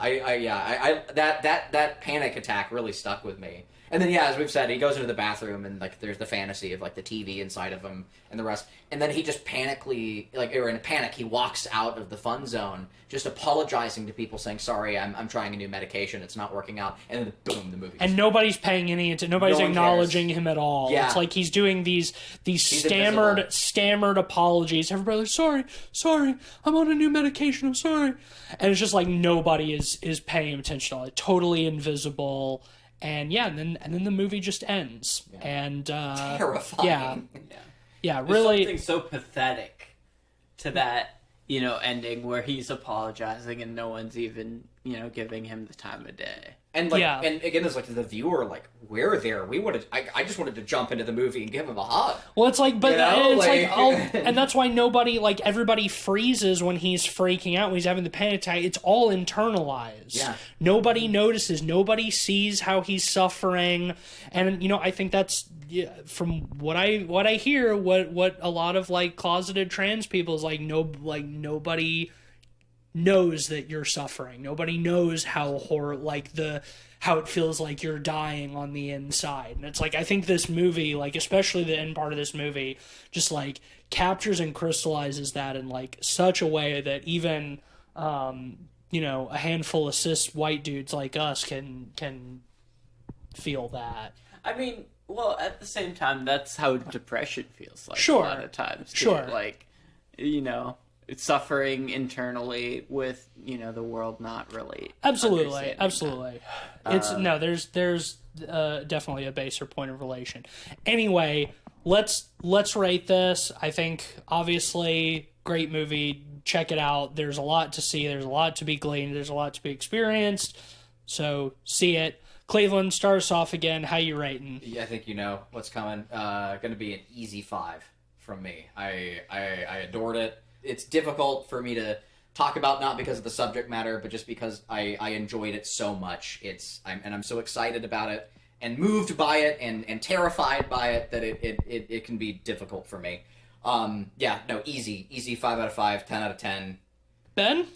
Yeah, so it's interesting because going into this episode, I was ready to talk about like how I kind of preferred the obliqueness of World's Fair. And I still do in some respects. I like that kind of more experimental, kind of oblique approach to things rather than the directness of this. But I found this conversation really fruitful and kind of, while this movie is incredibly heavy in the last act to the point where I'm not in a big rush to see it again right away, just because like the rawness of the emotions are so in the forefront. I do think it would be quite fruitful to see this again. And like, I got a lot out of our conversation. So I'm gonna, originally going into this, I was gonna give it a 4, but I'm gonna bump it up to a 4.5. I really enjoyed this. That's the same score I gave World's Fair.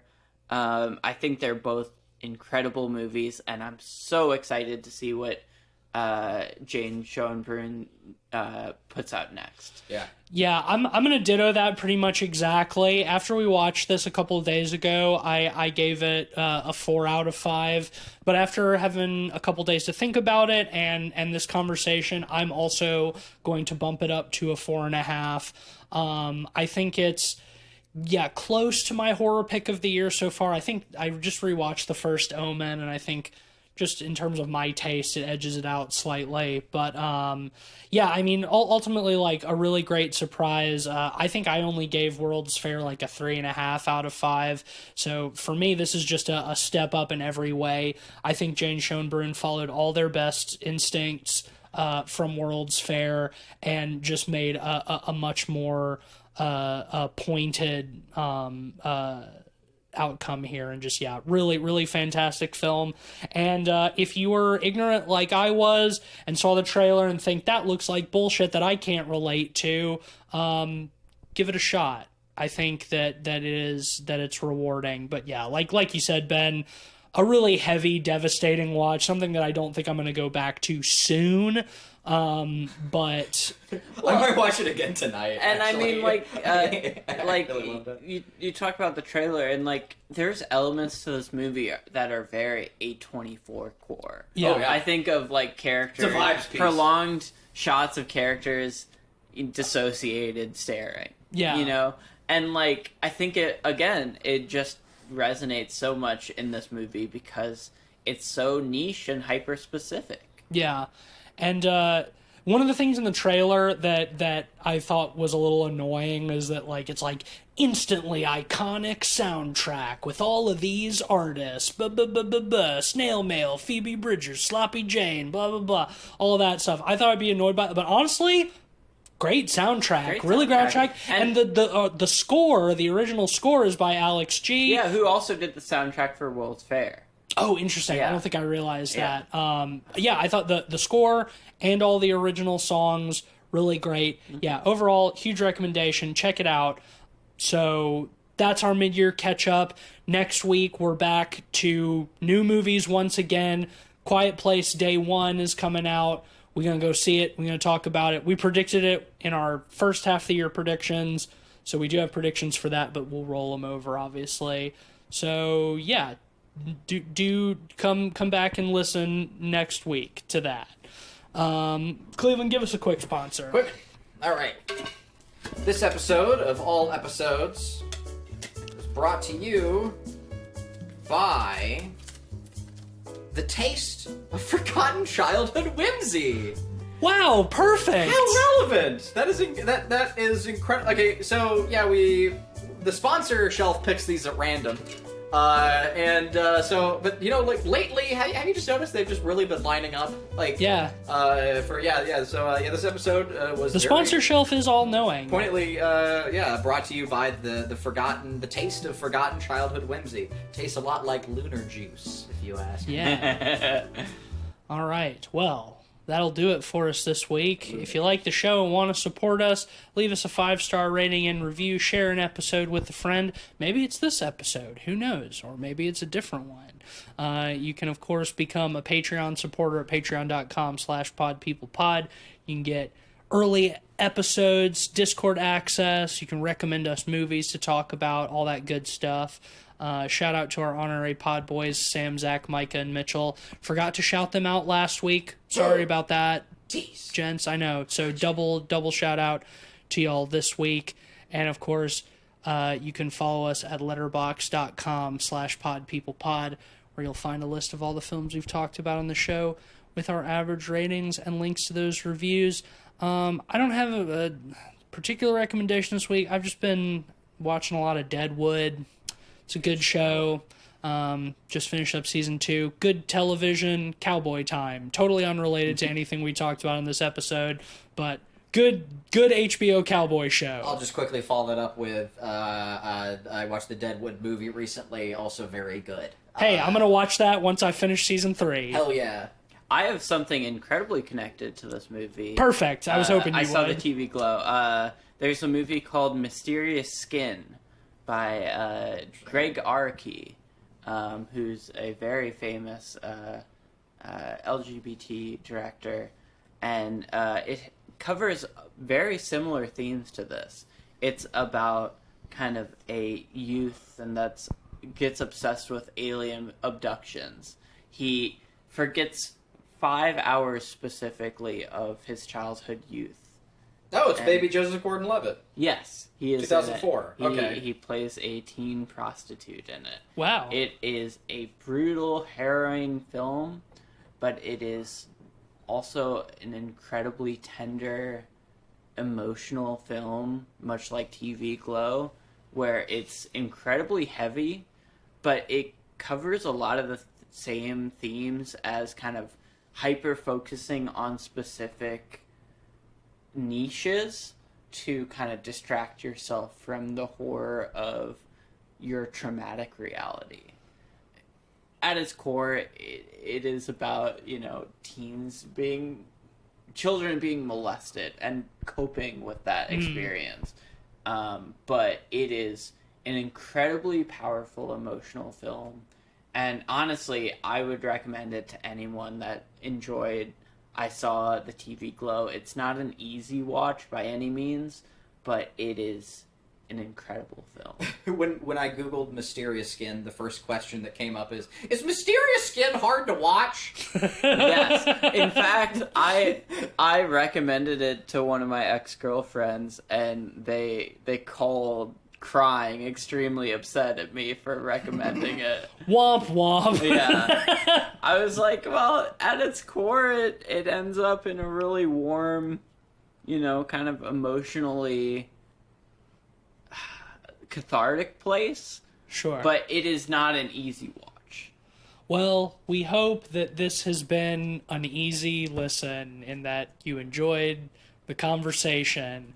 Happy mid-2024, everybody. And 6 more months to go. 6 more months to go Hell. until 2025. And you know what? We're rewarded with more hell. And the movies, they keep coming.